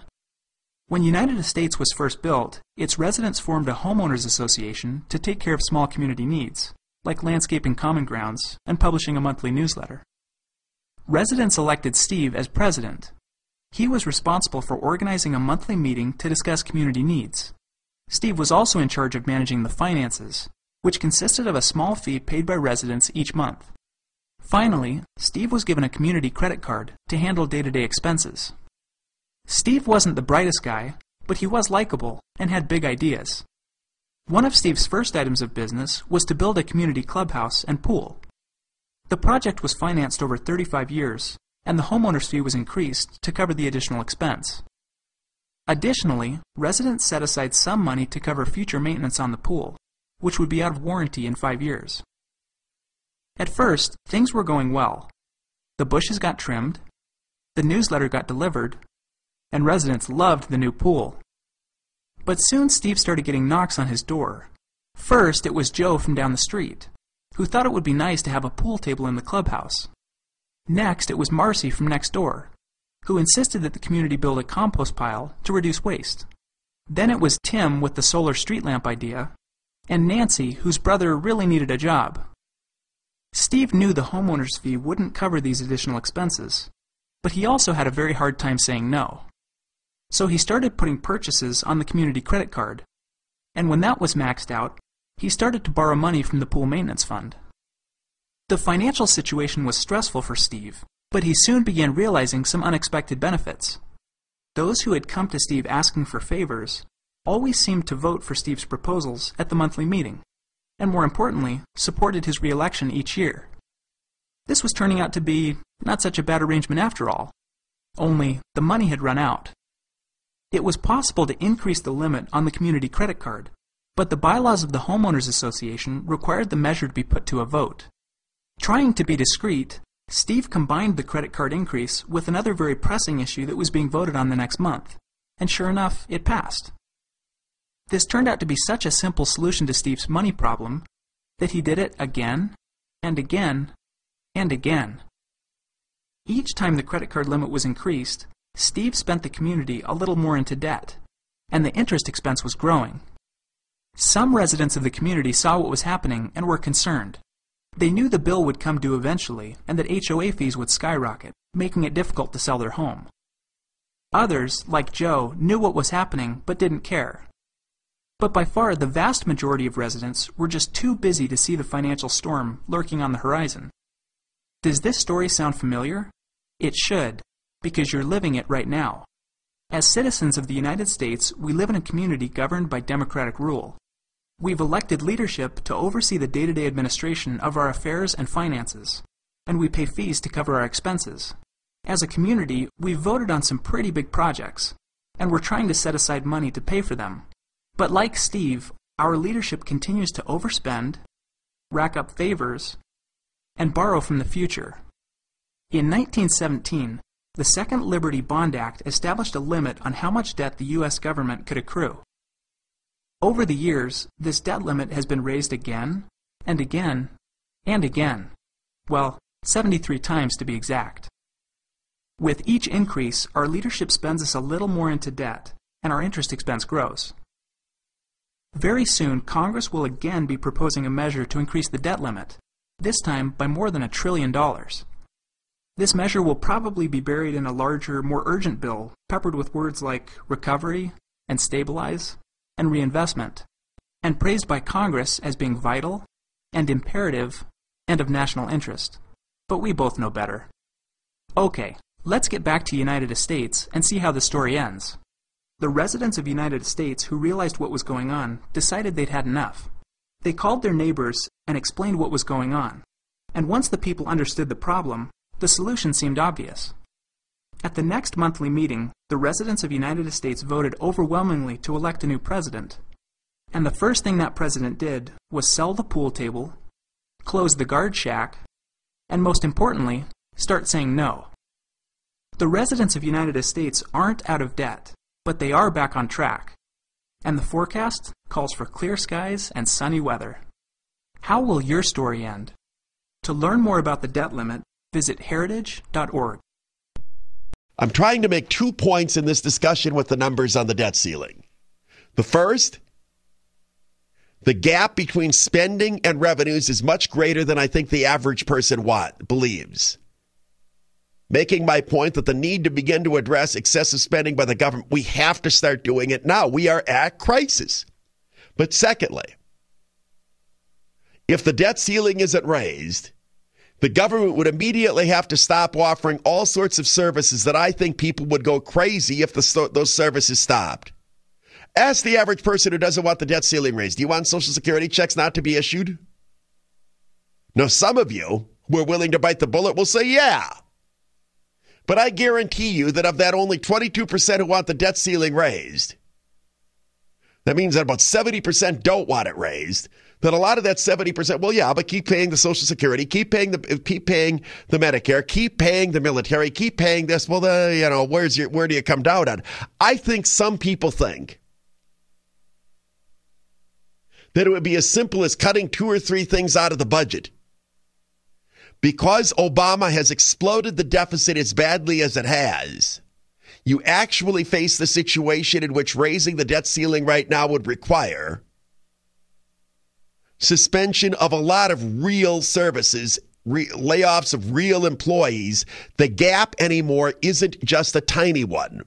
172 to compare to 307 billion is a stunning gap between revenues and spending. Stunning. Now, when we come back after the break, I'm going to illustrate my point about the lack of seriousness that we have in this country about this problem.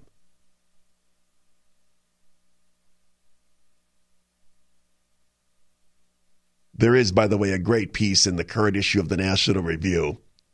Some of you know who Rob Long is. Rob Long used to be one of the writers for Cheers. He's a conservative. He's a columnist for the National Review. He does a humor piece every month in that, every couple of weeks in that magazine. He does a focus group. It's a parody of a focus group where you bring in a bunch of young people and ask them, are you worried about the fact that we're going to be bankrupting you by you younger people paying for all the baby boomers on Medicare, and how they just can't even engage on the issue. They can't fathom it because their minds haven't even been programmed to think about such a thing. That's how I think we are for many of us as a nation. That they simply haven't confronted how much money President Obama has spent and how far away we are from having any kind of a balanced budget. This is a president who simply went out of control with his stimulus, and with regard to his other agencies, has done nothing to be fiscally responsible at all. The gap that we have here is one that could never be closed merely by raising taxes. And I think most people don't know that because most people don't know those numbers.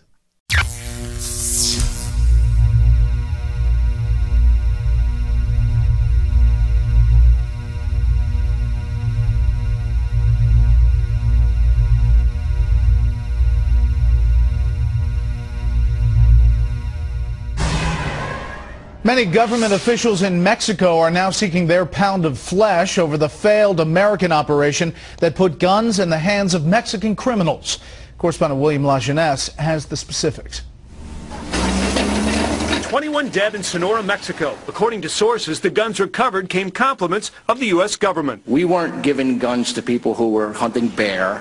We were giving guns to people who were killing other humans. This program was a great mistake in its conception. It is just absurd, especially because human lives were put in danger. Senator Santiago Creel is a former interior minister and undeclared presidential candidate. He and others say the U.S. violated Mexican sovereignty by approving illegal sales of guns they knew were going south. It confirms what many Mexicans believe, that there's this conspiracy from the United States to sell guns to Mexico. The numbers are overwhelming in a country where up to 40,000 have died in cartel violence. So how many people were killed or injured here in Mexico as a result of Fast and Furious? Hundreds, officials say, but the exact number is not known. Why? Because when Mexico attempted to trace those weapons, the U.S. said the numbers did not exist, when in fact they did, which is why many here feel betrayed. I obviously feel violated. I feel my country's sovereignty was violated. What angers officials like Senator Rene Arce, chairman of Mexico's Commission of National Security, are leaked memos showing not only did the U.S. keep secret the weapons it helped send to Mexico, it watched as casualties mounted. You can't allow someone to buy 600 guns in the United States and think that's okay. The intent of Fast and Furious was to follow the gun from point of sale in the U.S. to Mexico. But agents didn't do that. There was no lengthy surveillance. Only after victims were shot did the U.S. know where its guns were. What can happen is this now ends on administrative sanction or resignation. No, human lives were lost here. Many in Mexico want U.S. officials responsible extradited and prosecuted for gun running. The Mexican government should demand they be tried in Mexico, since the incident took place here. But some analysts don't see that happening. Generally speaking, the U.S. government tries to protect their law enforcement officials, from being prosecuted abroad. It would be very difficult for them to get a fair trial in Mexico. In Los Angeles, William Lajeunesse, Fox News.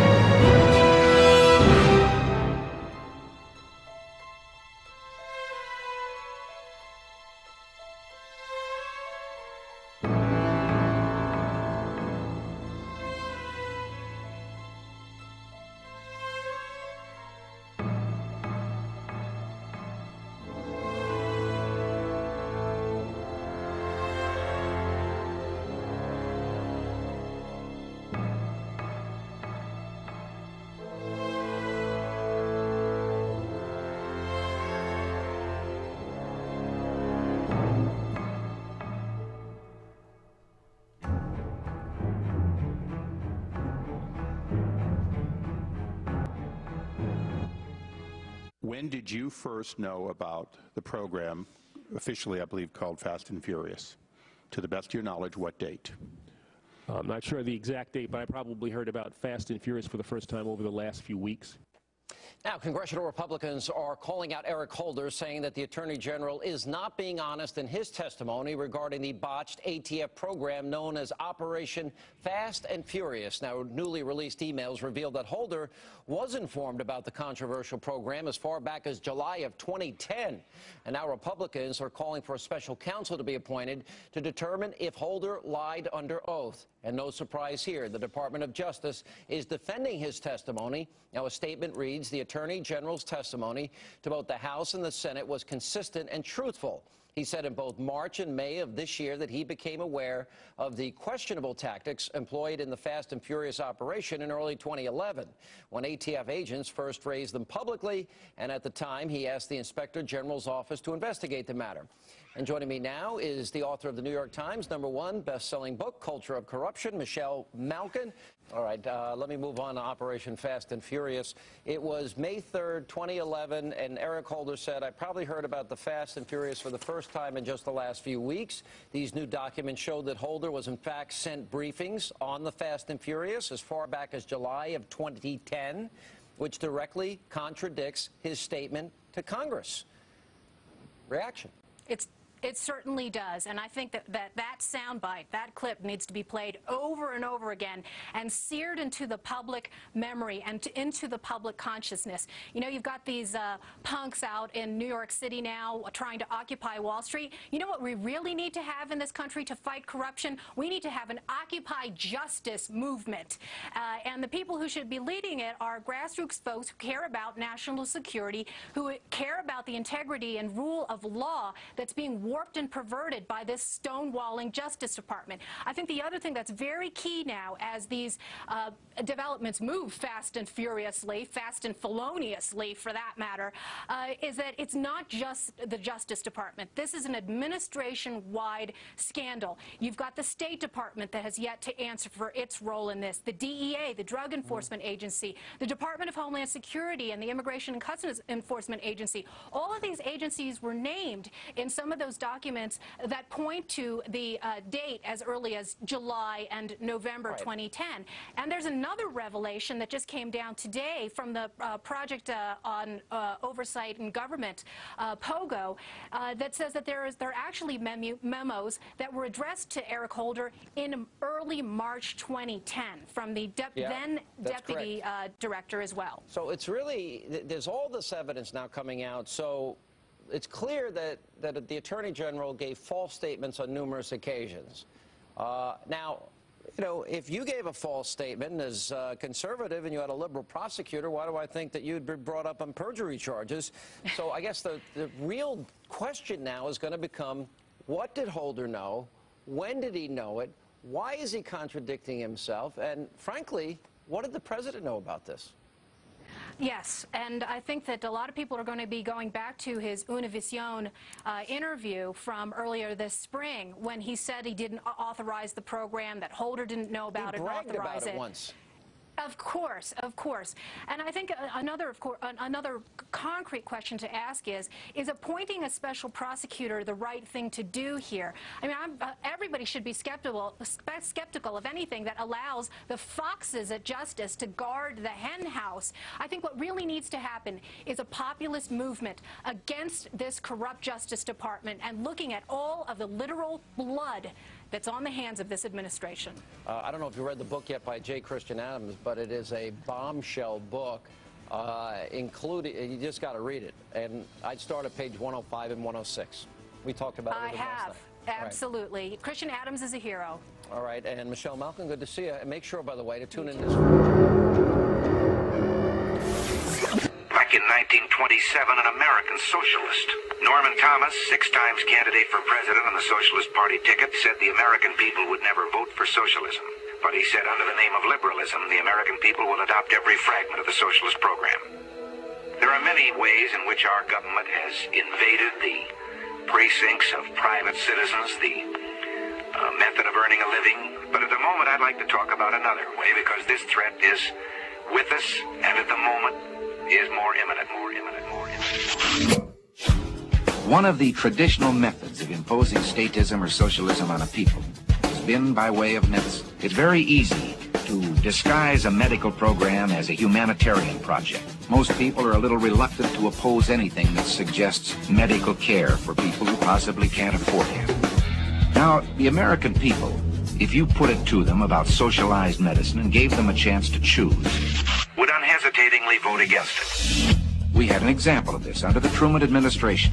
It was proposed that we have a compulsory health insurance program for all people in the United States, and of course the American people unhesitatingly rejected this. So with the American people on record as not wanting socialized medicine, Congressman Ferrand said, if we can only break through and get our foot inside the door, then we can expand the program after that.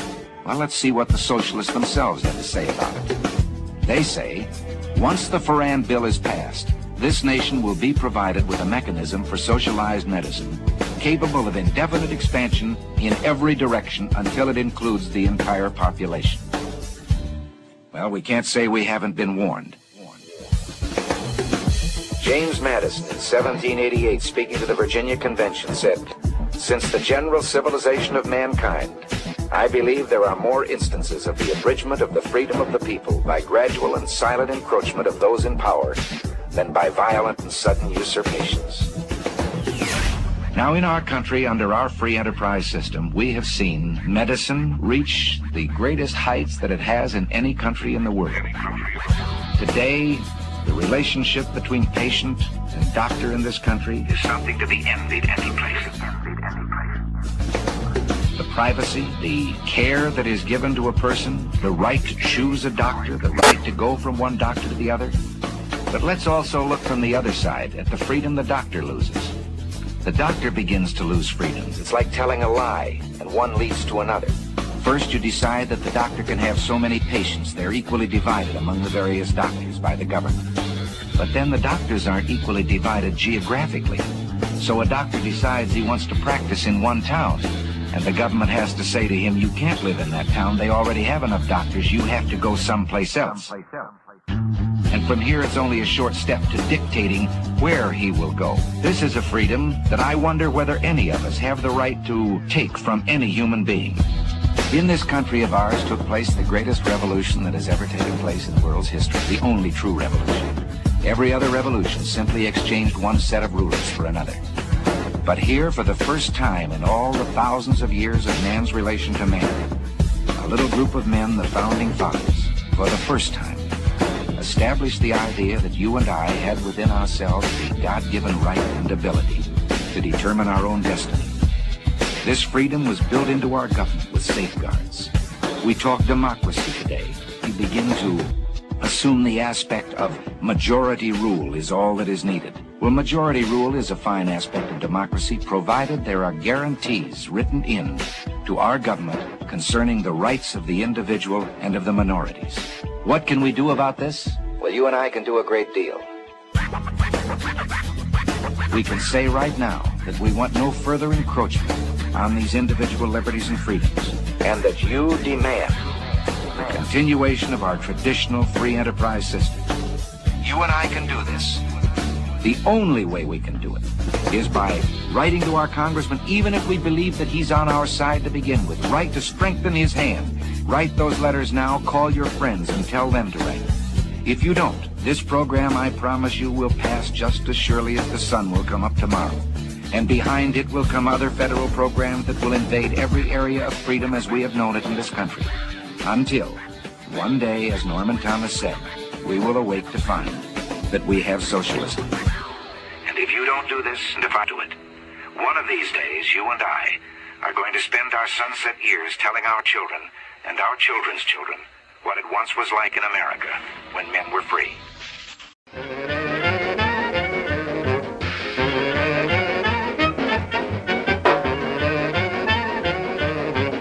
He's been trying to reorder the world as if he is the creator.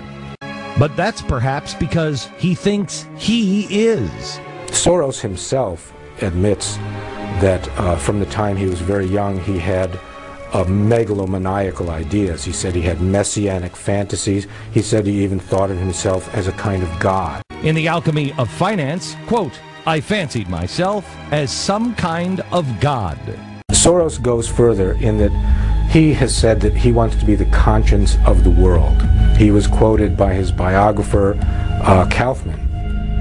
Yes, I did say that, and actually I stand by it.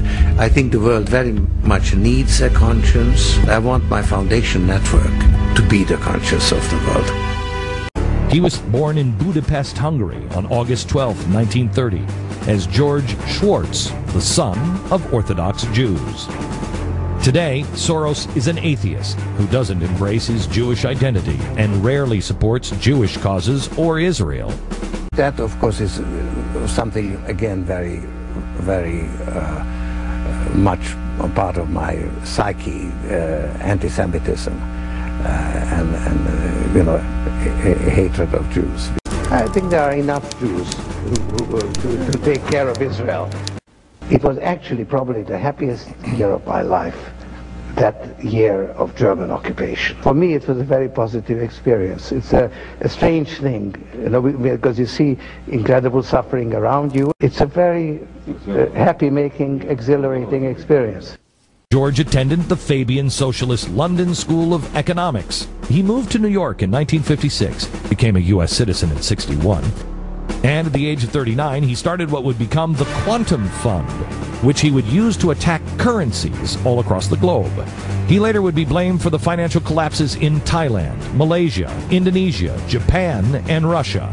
And who could forget that he was the man who broke the Bank of England in 1992. That I made on this particular transaction, the estimate is about $1 billion. I precipitated the event which occurred, I think, the next day or within 2 days. So, in a way, it works as in the Marxist way.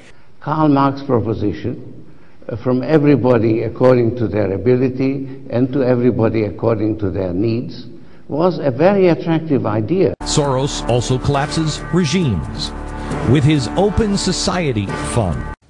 Open society is a desirable form of social organization, both as a means to an end and as an end in itself. If what your vision that you set out was enacted, would we have as one final result a more equal distribution of wealth? It would lead to a more equal distribution of wealth. When you try to, let's say, improve society, you affect different people and different interests differently, and they are not actually commensurate. So you very often have all kinds of unintended adverse consequences. So I had to experiment, and it was a learning process. The first part was this subversive activity, disrupting repressive regimes. That was a lot of fun. So what is his target now? Us. America. He said it himself on many occasions. He said, what I have done in other countries in terms of overturning bad governments, I'm going to do in this country. In one of his books, Soros writes, quote, the main obstacle to a stable and just world order is the United States. George Soros is really the Dr. Evil of the whole world of left-wing foundation. I set up a foundation to promote open society throughout the world. I established an American branch for the Open Society. There is a deep-seated conflict between capitalism and open society. Open society is endangered by our current leadership in this country, and that is when I refocused my attention on the United States. How has America got to be different? I felt that I have got to get involved in America, and that's, at the time, I felt that if we could terminate President Bush's hold on the White House. So I think you need a new world order, that China has to be part. The question is whether we need, and whether Mr. Soros and his foundations can help to bring more foreign influence into the United States instead of relying on what is essentially a balance between Democrats and conservative Republicans. I think you put your finger on a very important flaw in the current world order, and that is that only Americans have a vote in Congress, and yet it is the United States that basically determines policy for the world. That is a flaw in the current setup. Political analysts say the shadow party he has built here greatly resembles those he created in other countries before instigating a coup. He created his own party within a party, or his shadow party outside of the Democratic Party, the Center for American Progress. That was one of the original shadow party groups. This group, from the beginning, was charged with getting control of the conservative media.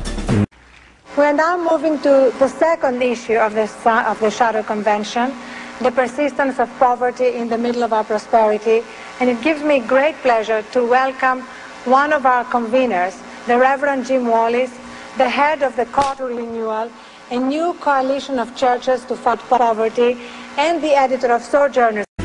Our country needs us, and we need people like George Soros, who is fearless and willing to step up when it counts. These are the Open Society. These are just the things that he has donated to. I just want to show you because we don't have a lot of time. So I just wanted to show you the list. These are the list of the organizations that are involved, you know, in these 5 steps. And we wrote it out for you. But I just wanted to show you that it's no big deal. It's not like you're overpowered or anything like this. There's more. This is less than half of them. But other than that, there's nothing to see here. Just move on with your lives. Nothing to see here, folks. In the things that I am engaged in, I'm actually willing to put my life at risk, and I think it makes me feel much more complete. The system we have now has actually broken down, only we haven't quite recognized it. And so you need to create a new one. And this is the time to do it. And welcome to socialism. The next stage, of course, is crisis. It may take only up to 6 weeks to bring a country to the verge of crisis.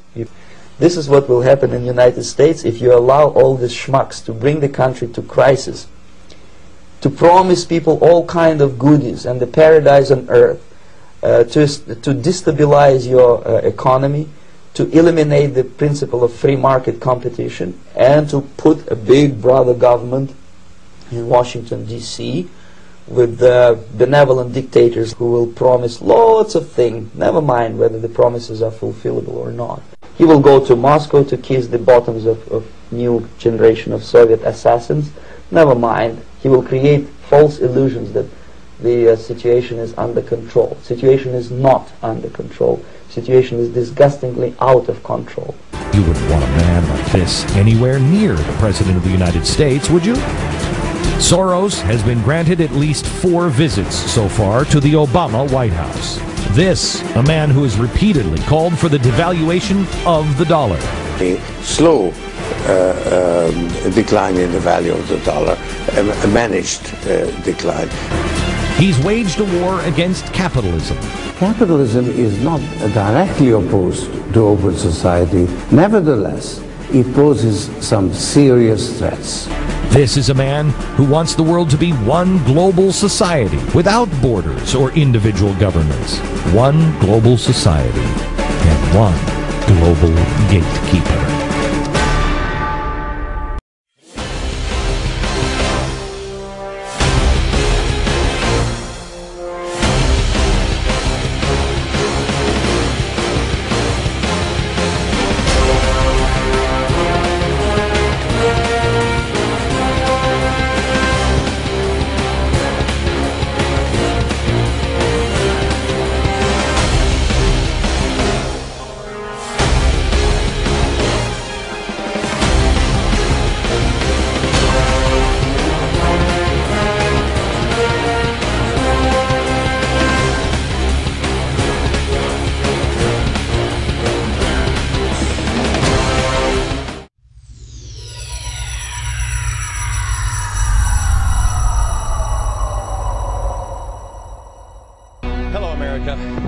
glad you're here.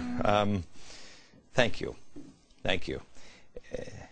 Every night we gather together, and sometimes I feel like you and I are the only ones. The good news is I travel the country enough to know that we're not. We're not alone. There are more of us than there are of the crazy people doing things that just don't make any sense. I know I'm not alone looking at the news every day and going, wait, what did they just do? That doesn't make any sense. Or watching the news and saying, wait, that explanation doesn't work. Afterwards, after watching the news, I don't feel enlightened. I'm left scratching my head. Sometimes I'm left yelling at either the person who's commentating or the politician who is speaking. But most of the time, lately at least, I'm left going, that doesn't work. This morning I'm sitting in my office and I'm reading the news about BP and the oil spill. And again, I'm left with more questions than answers. I don't like asking these questions, but I don't think I'm alone. Something's not adding up. And it's not just BP, but let's start there. Let's just try to solve the oil problem, because you know we already have the solution, right? But let's just look at the problem here. Obama is blocking 10 Republicans from visiting and touring the spill damage. Representative Steve Scalise, he wanted to fly 10 people out, but was denied. Okay. BP also has one of the worst safety records in the business, if not the worst of all time. Over the past 5 years, 26 people have died. 700 people have been injured. BP has had accidents and safety violations, 760 safety violations. They have paid $373 million in fine. Now, to put this into perspective, in that same time period, Sunoco, ConocoPhillips each had how many safety violations? 8. ExxonMobil had 1.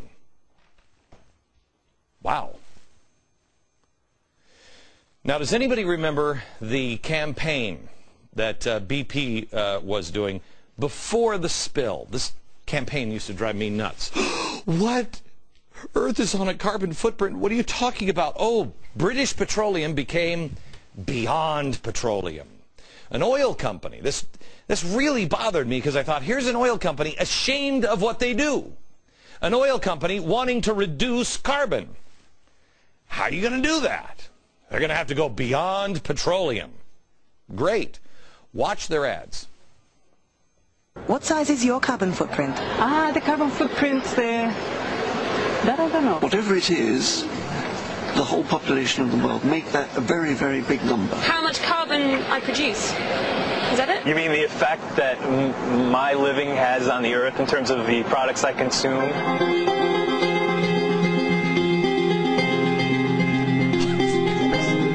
Of course it was the guy in the scarf. Oh, you mean, oh, well, one time I was over in France, and they explained the carbon footprint to me. Oh, please. Environmentalists all getting excited. What's your carbon footprint? Did you know that BP wanted cap and trade? By the way, unrelated note, kind of. Enron was the biggest supporter of cap and trade. Now it's BP.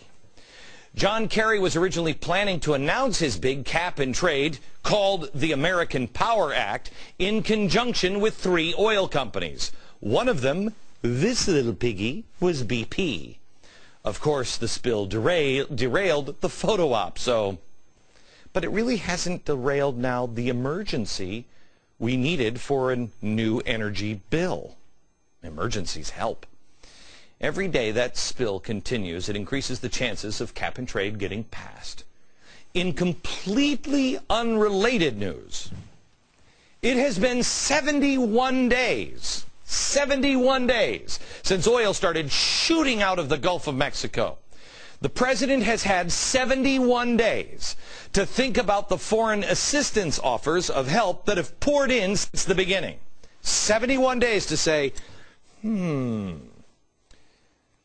ships that could help. Give me some time. I'm thinking about it. 71 days, he's now accepted that help. But what took him so long? Again, completely unrelated. Have you seen this ship? This is a whale skimmer. Look at that. A whale. This is a skimmer for oil. Biggest skimmer in the world.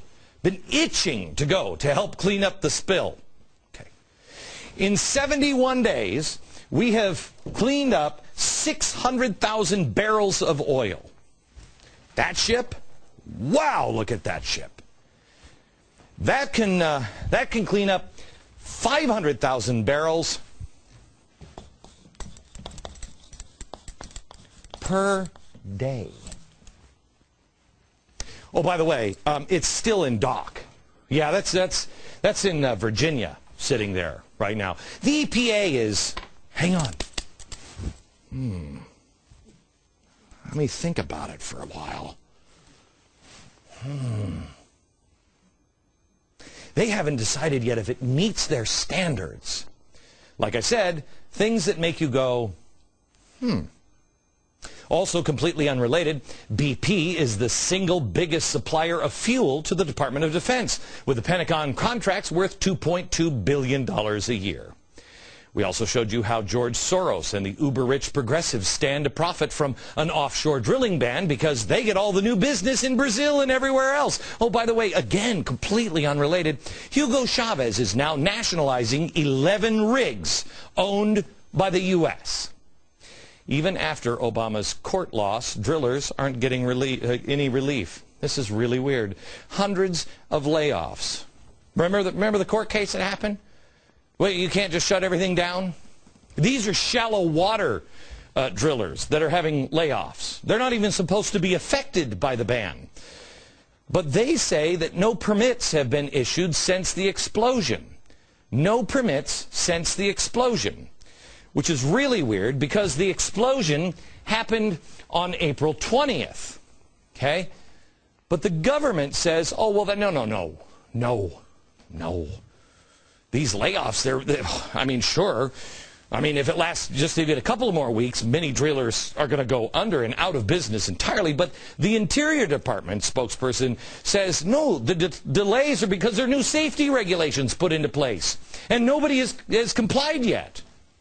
The safety regulations were put in place on June 8th. For those of you who don't read the calendar every day, this is before this. Another story this week nobody's paying attention to. Let's just try to solve this. What does this equal? I don't know. But somebody's not telling us the truth or the whole truth. I saw an old episode of Perry Mason the other day. You swear to tell the whole truth, the truth, the whole truth, and nothing but the truth, so help you God? I had a conversation with my kids. What does that mean? The truth, the whole truth, and nothing but the truth. Now, let's solve another one. How about the econ crisis? The new financial regulation bill. The news today is Obama did the right thing and took all those evil taxes out of the bill. You don't want to have those evil taxes for the banks. No. And he found a way to make up for the lost money. Yeah. What they're going to do is they're going to end TARP 3 months early. And at TARP, they've got $11 billion there. So why would they tax the banks when they can just get this free money from TARP? Because, see, they're looking out for you. And if they tax the banks, they know the banks will just charge you for that money that is being charged to the bank, so it'll come out of your pocket. While this money, let's not think that one through. Do you remember how I told you that TARP was nothing but a giant slush fund? Remember this? The $700 billion for TARP that we had to pass right now, it's an emergency or the whole thing's going to collapse. There is still $212 billion that we've never touched. Just sitting there. Just sitting there. Why did we need $700 billion?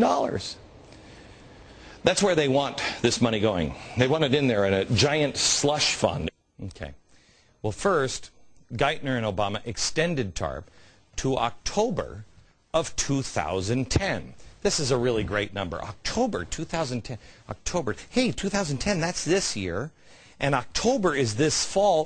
Oh my gosh, think this through. October plus one more month is November. And what happens in November? What a convenient, I'm sure completely, they didn't even think about that when they weren't thinking about elections when they came up with the kill date of TARP.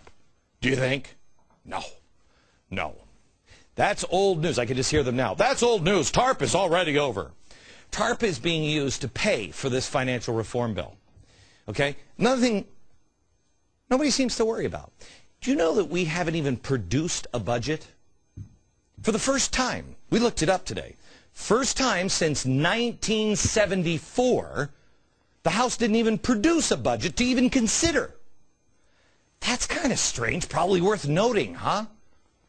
Wow, can't get a budget. Oh, I bet it's that they're busy ending TARP in October. Completely unrelated to this. Okay, so now we have this financial bill. And this one really bothers me. We have this financial bill that's going to solve the economic crisis, okay?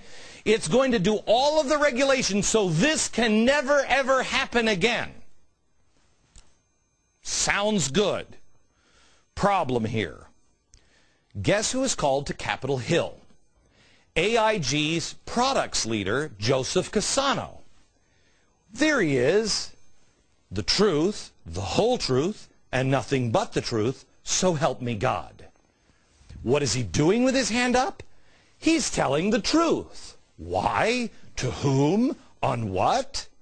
He's answering questions in front of the Financial Crisis Inquiry Commission. Okay. So he goes to Capitol Hill. He's called. Now, for people of inquiry, that must be they're asking questions about the financial crisis. Questions about the financial crisis. He's testifying. So they're still trying to get to the bottom of what happened, what caused the meltdown. They're still doing their investigation, but we're passing a financial bill that will cure everything that just happened. Why is he wasting his time? Haven't they already saved? They've got the bill. Unless we're putting the cart before the horse. Or better yet, it's like this. It's just, you take this, and what I'm going to say to my class today is, okay,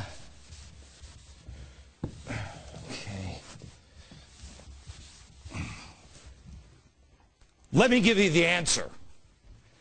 It's 8. How do I know? I don't even have the whole problem. I don't even know what this says. You know what we used to do when I was in school? Teacher, and I hated this. The teacher would say this. Really, Mr. Beck? 8? Show me your work. Show me your work on this, please. Government, can you show me? How did you get here? Why would we pass the bill before we have the answers? See, there's a pattern developing in our government. It's the same thing with the oil spill. Obama started investigating to find out what caused the explosion. Here's what he said. The purpose of this commission is to consider both the root causes of the disaster and offer options on what safety and environmental precautions we need to take to prevent a similar disaster from happening again. Right. No answers yet. Got to go find them.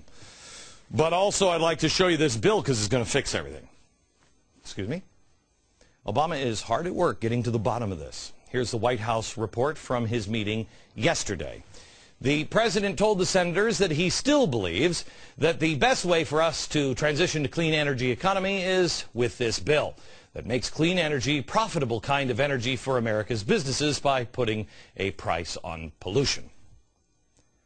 Profitable for business by putting a price on pollution. My head hurts trying to figure this out. Doesn't work. It's almost as if the progressive agenda is more important than the issue at hand, or actually solving the problem. Here's another puzzler for you today. No one seems to be really bothered by this. The Russian spies that were caught this week. First of all,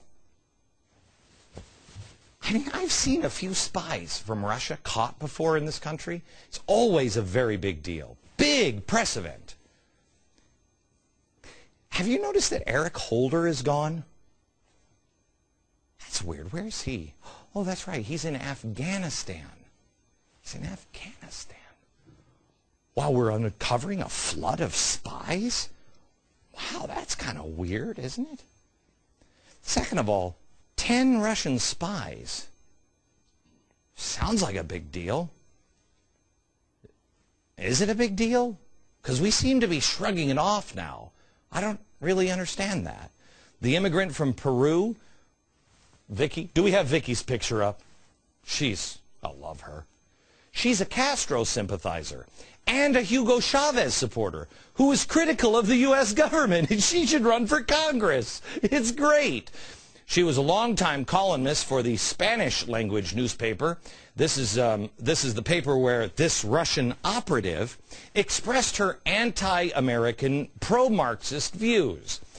Vicky, the spy, wanted you to know that U.S. prisons are equal to modern-day slavery, that Arizona's unholy immigration law is modern-day Nazi legislation, and that the United States is a heartless, cruel human rights violator.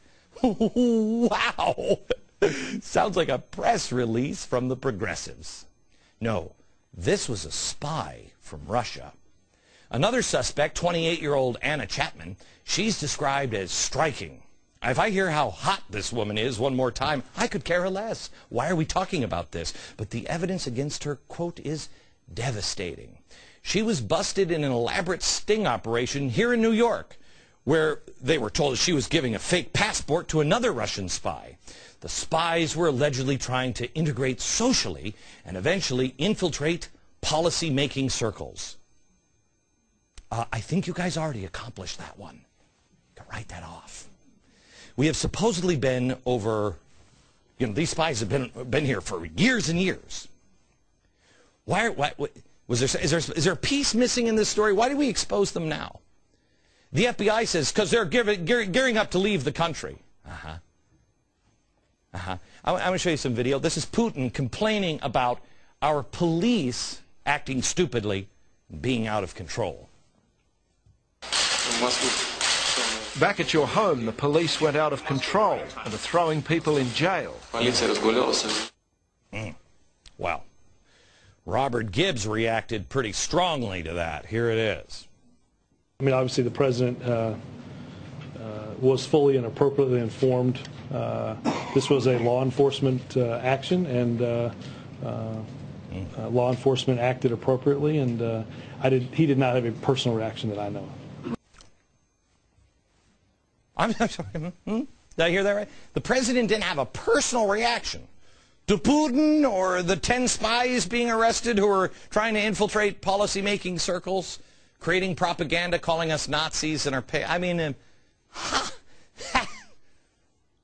that's weird. But then again, he apparently has no feeling in his face because flies can land there and it doesn't seem to bother him all that much. Nothing to say to Putin. He couldn't meet with Israel, but he could have hamburgers with the Russians when he knew they were spying. Yeah, and then Holder jets off to another country while this is going. That's weird. Maybe it's just me, but you don't create an international incident for 10 people if it's no big deal. Something's not right here. You know what else is strange? The way the news in Russia is reporting it. This is how they're reporting it here. You notice Putin didn't say to, Barack Obama, hey, you Mr. Bad President. He said that it was renegade police work from American racists who are just trying to discredit the president. Wow. The Russians are against the Americans. I'm used to that. But I've never seen the Russians be against the Americans and for the American president. That's a new one. We'll noodle that and so much more. Next. The gentleman from Florida reserves his time. The gentleman from Wisconsin is recognized. Madam Speaker, I'll yield myself the remainder of our time. The The gentleman is recognized for 2 minutes. Hey, Madam Speaker, the Speaker of the House came and just said something to the effect that this was a proud moment, a happy occasion, a bill she's really excited about. The bill we're about to vote on, Madam Speaker, raises the national debt ceiling by $1.9 trillion. Even if I were a supporter of this bill, I wouldn't be proud of it. I'm taking a look at the President's budget. On page 172, table S9, the President's pay-go proposal says at the end of the budget window, we can spend another $473 billion. So we're saying all the debt that's going up, the tripling of the national debt that we're giving to our kids and grandkids, not only does that comply with pay-go, we can go ahead and spend another $473 billion on top of it. This, Madam Speaker, is a fiscal charade. Real people from both parties need to step up and solve this problem. I've thrown out a few ideas of my own. I hope other Republicans and Democrats do the same. Because, Madam Speaker, if we don't tackle this problem, it's going to tackle us. Our constituents sent us here to be a part of the solution and not a part of the problem. And we know irrefutably we are going to bequeath this mountain of deficit and debt onto the next generation. Both of our parties share in the blame. No one party corners the virtue on fiscal responsibility. But we are going to together have to come down here and fix this problem once and for all. And doing this doesn't do it. Doing this is a cop-out. Doing this raises the debt limit $1.9 trillion and gives us a fiscal cop-out so that we can go talk tough in the election about how we did this and that while we bequeath the next generation an inferior standard of living. I didn't come here to make it sure that my 3 kids are going to have a life that's worse off than ours. Nobody here wants that, so let's get this fixed, defeat this bill, come together, and do real fiscal discipline. The American people are not undertaxed. We overspend. This national feeling is good, but it won't count for much, and it won't last unless it's grounded in thoughtfulness and knowledge. An informed patriotism is what we want. And are we doing a good enough job teaching our children what America is and what she represents in the long history of the world? Those of us who are over 35 or so years of age grew up in a different America. We were taught very directly what it means to be an American. And we absorbed almost in the air a love of country and an appreciation of its institutions. If you didn't get these things from your family, you got them from the neighborhood, from the father down the street who fought in Korea, or the family who lost someone at Anzio. Or you could get a sense of patriotism from school. And if all else failed, you could get a sense of patriotism from the popular culture. The movies celebrated democratic values and implicitly reinforced the idea that America was special. TV was like that too, through the mid-60s. But now we're about to enter the 90s, and some things have changed. Younger parents aren't sure that an unambivalent appreciation of America is the right thing to teach modern children. And as for those who create the popular culture, well-grounded patriotism is no longer the style. Our spirit is back, but we haven't re-institutionalized it. We've got to do a better job of getting across that America is freedom. Freedom of speech, freedom of religion, freedom of enterprise, and freedom is special and rare. It's fragile. It needs production. So we've got to teach history based not on what's in fashion, but what's important. Why the Pilgrims came here, who Jimmy Doolittle was, and what those 30 seconds over Tokyo meant. You know, 4 years ago, on the 40th anniversary of D-Day, I read a letter from a young woman writing to her late father, who had fought on Omaha Beach. Her name was Lisa Zanata Henn, and she said, "We will always remember. We will never forget what the boys of Normandy did." Well, let's help her keep her word. If we forget what we did, we won't know who we are. I'm warning of an eradication of the American memory that could result ultimately in an erosion of the American spirit. Let's start with some basics. More attention to American history and a greater emphasis on civic ritual. And let me offer lesson number one about America. All great change in America begins at the dinner table. So tonight in the kitchen, I hope the talking begins. And children, if your parents haven't been teaching you what it means to be an American, let them know and nail them on it. That would be a very American thing to do. And as the field of Republican presidential contenders continues to sort itself out, one name is often mentioned as a possible vice presidential nominee in 2012. He is the wildly popular freshman senator from the great state of Florida, Marco Rubio. And tonight, Senator Rubio joins me from the Ronald Reagan Presidential Library in beautiful Simi Valley, California. Now, he delivered a major address on the role of government in America. Senator, good to see you. Welcome back, sir. Good talking to you again. You know, I got to tell you, there's a lot of people speculating. All right, this is another big step in the career of Marco Rubio, stepping out on the national stage right there in Simi Valley. What is your reaction to all that talk? I know it's flattering, but is it something it's flattering. Yeah, it is. You know, but they've said it about other people before. They'll say it about other people in the future. I'm here because Ms. Reagan invited me right after the election. It's such a tremendous honor. You know, I grew up in Ronald Reagan's America. I mean, I was in fourth grade when he swore in, and I was in my senior year in high school when his presidency ended. So Ronald Reagan and the things he stood for defined so much of what I experienced growing up. And to be here today just brought all that back, and to have a chance to talk about. There were two major issues in Ronald Reagan's presidency. One what would America's role in the world be, and that of course led to the end of the Cold War. And the other is what's the role of government, and what the role of government should be in America. And he fought that battle to try to get us back to the right place, and because we're not there now, we are facing at this day of reckoning that we have basically, the way to understand it is, we have a government. America has built for itself a government that not only we, the richest country in the history of the world, can continue to fund. By the way, while you were in fourth grade, I was graduating from high school, which means I'm older than you, which is really annoying by a pretty long shot. More specifically, you talk I'm getting older too, so we all are every day. You talk specifically about what America's role in the world should be. I raised this question last night.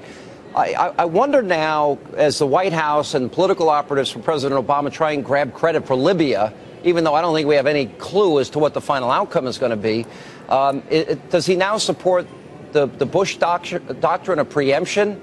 Does he, you know, what does it mean in the short term? What does it mean in the long term? Did we break it? Now we own it, as Colin Powell once said?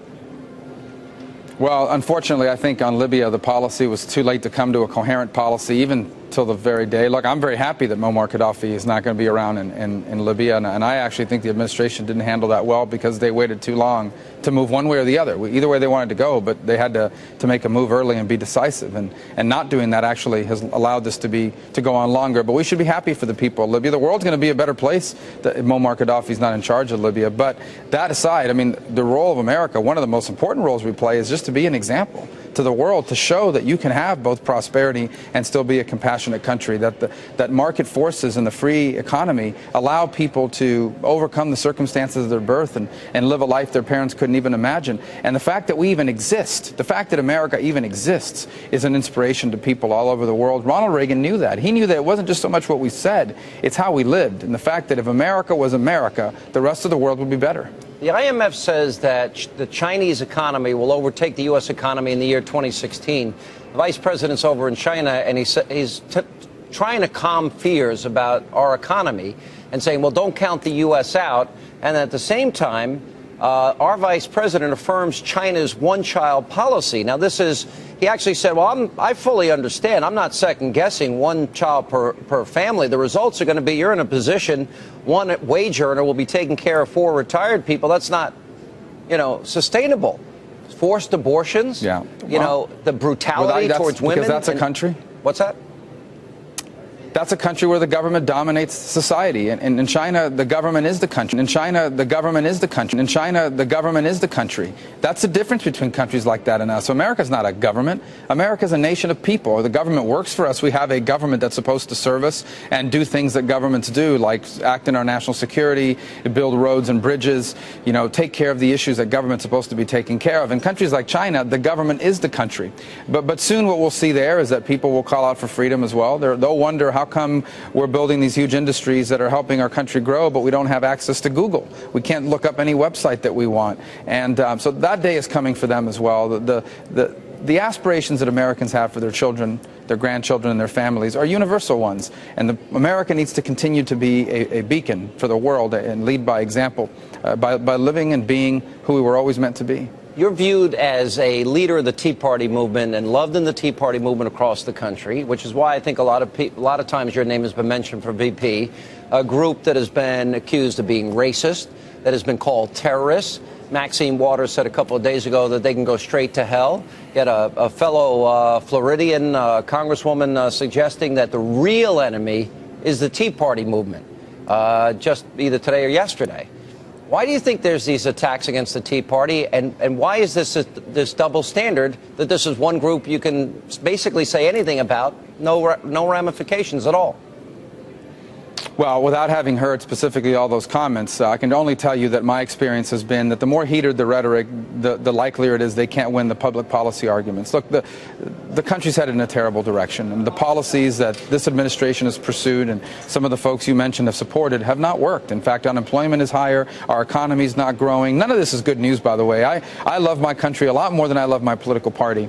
I want America to do well, but the policies that are being pursued in Washington are not going to get us there. And so if you're part of the group of people that supported those policies, you can't defend the policies. You're not going to win on that. The only way you're going to win and convince people to vote for you is to really try to demonize the other side. And I think that's why you see some of this overheated rhetoric. And we should address it, but we shouldn't get fixated on it, because at the end of the day, the fundamental problem facing our country is that we spend a lot more money than we take in. Every month, the federal government borrows $120 billion that it doesn't have in order to pay and function as a government. Every day, our tax code destroys jobs. Our regulatory system destroys jobs. We have Obamacare about to kick in 2013. That will kill jobs. That is the real problem, and we need leaders that will focus on that and begin to solve those issues. What do you think of the, I know you're not supporting, you haven't endorsed anybody. What do you think of the current field of GOP candidates that want to take on Barack Obama?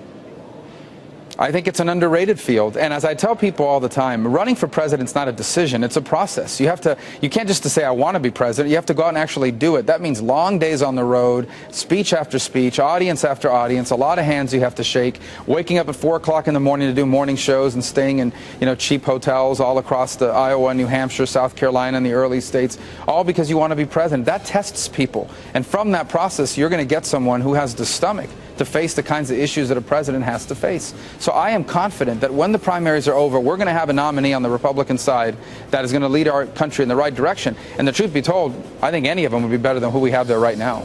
All right, Senator Rubio, thanks for being with us. Good to see you again. Thanks, Sean.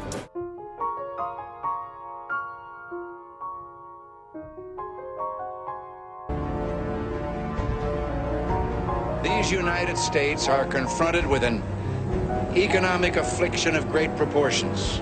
It distorts our economic decisions, penalizes thrift, and crushes the struggling young and the fixed-income elderly alike.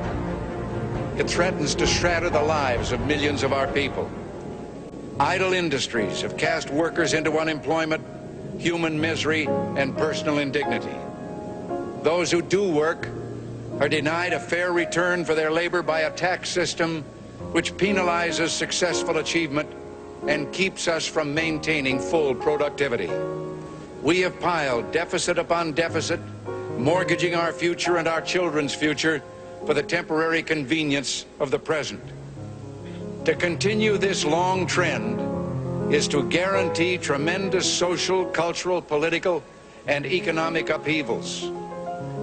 You and I, as individuals, can, by borrowing, live beyond our means, but for only a limited period of time. Why then should we think that collectively as a nation we're not bound by that same limitation? We must act today in order to preserve tomorrow. The economic ills we suffer have come upon us over several decades. They will not go away in days, weeks, or months, but they will go away. They will go away because we, as Americans, have the capacity now, as we've had in the past, to do whatever needs to be done to preserve this last and greatest bastion of freedom.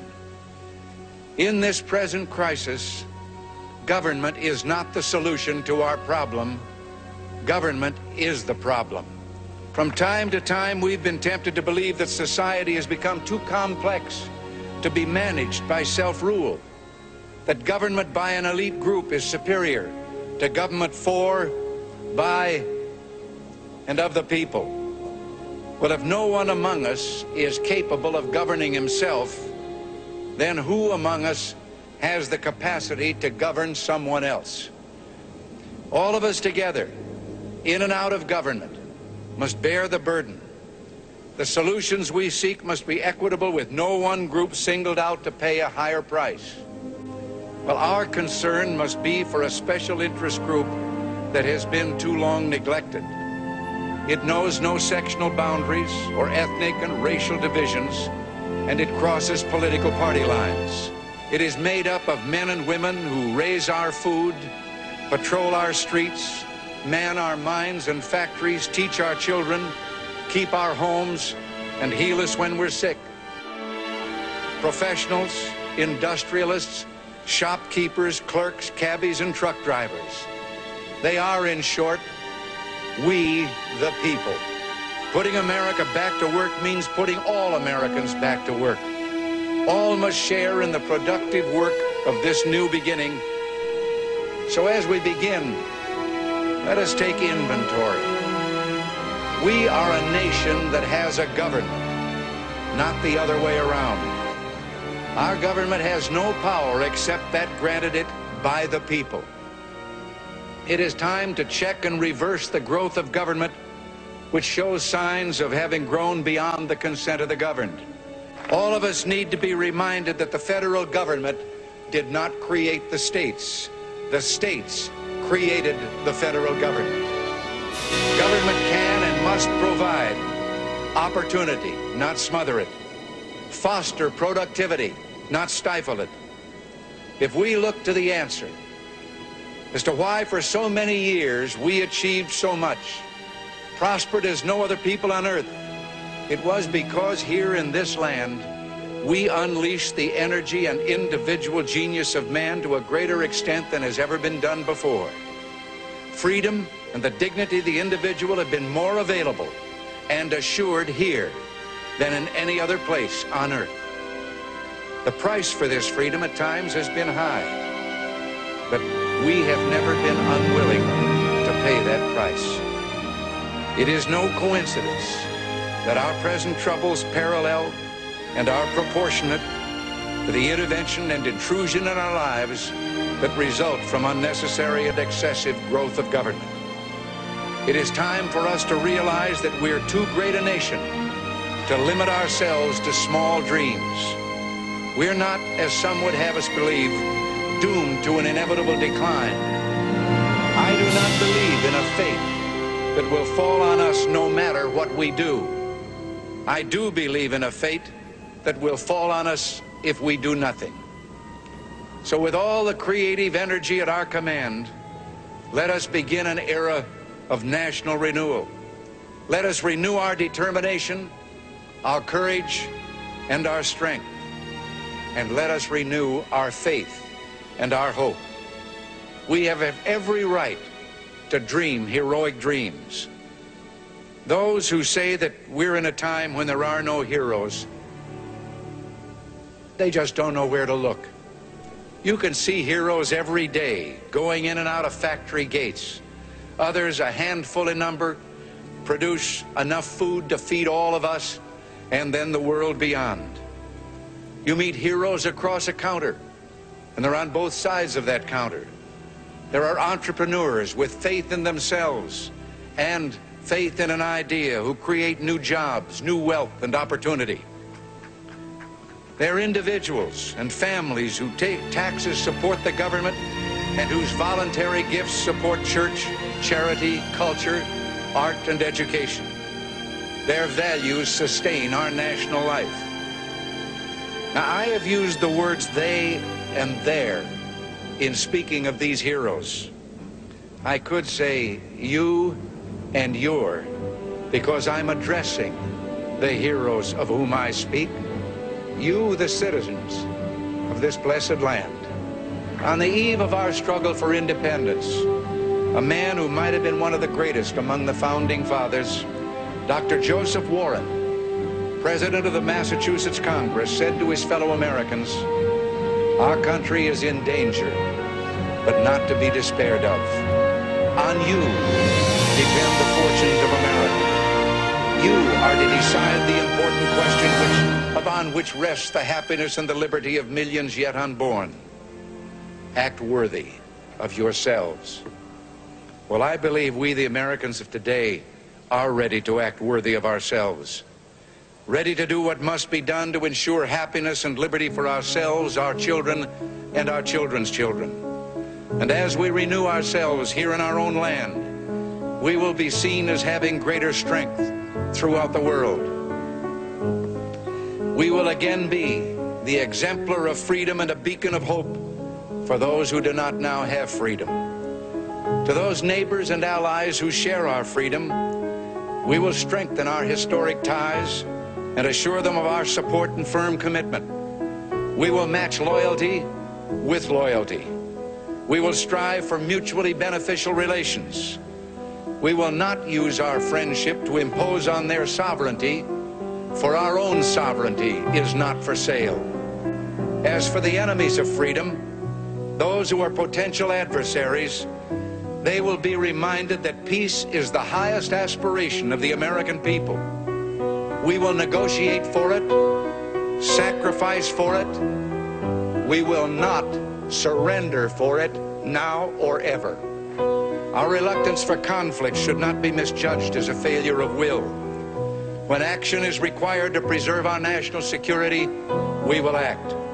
We will maintain sufficient strength to prevail if need be, knowing that if we do so, we have the best chance of never having to use that strength. Above all, we must realize that no arsenal or no weapon in the arsenals of the world is so formidable as the will and moral courage of free men and women. It is a weapon our adversaries in today's world do not have. It is a weapon that we as Americans do have. Let that be understood by those who practice terrorism and prey upon their neighbors. Standing here, one faces a magnificent vista, and on the far shore, the sloping hills of Arlington National Cemetery with its row upon row of simple white markers bearing crosses or stars of David. They add up to only a tiny fraction of the price that has been paid for our freedom. Each one of those markers is a monument to the kind of hero I spoke of earlier.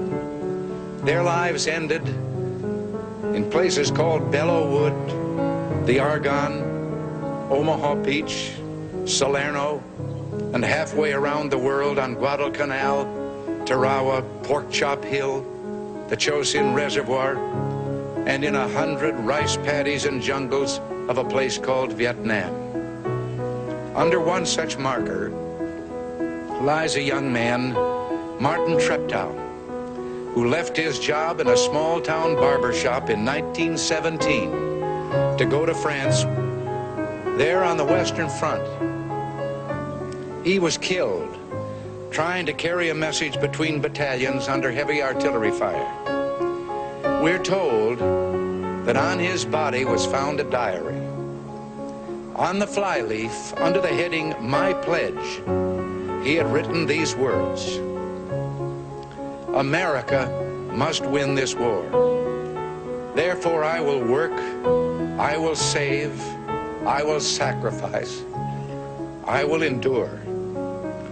I will fight cheerfully and do my utmost as if the issue of the whole struggle depended on me alone." The crisis we're facing today does not require of us the kind of sacrifice that Martin Treptow and so many thousands of others were called upon to make. It does require, however, our best effort and our willingness to believe in ourselves and to believe in our capacity to perform great deeds, to believe that together, with God's help, we can and will resolve the problems which now confront us. And after all, Why shouldn't we believe that? We are Americans. God bless you. Everything humans know of our planet, we were told, had been shared. You lied to us. You've made a grave mistake.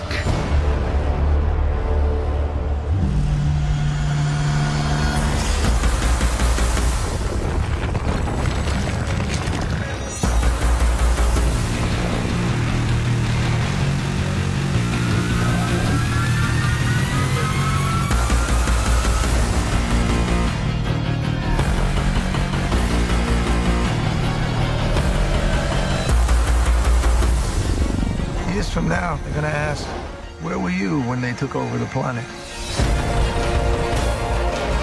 You'll be fine, I promise. It's over. I'm sorry, but it's over.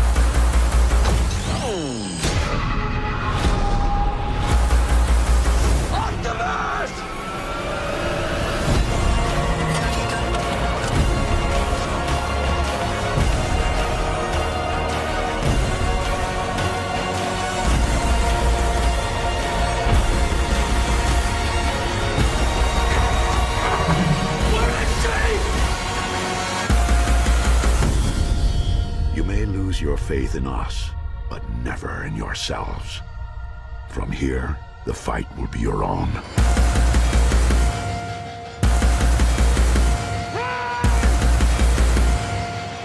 Before your president decides, please ask him this. What if we leave? Then you're wrong.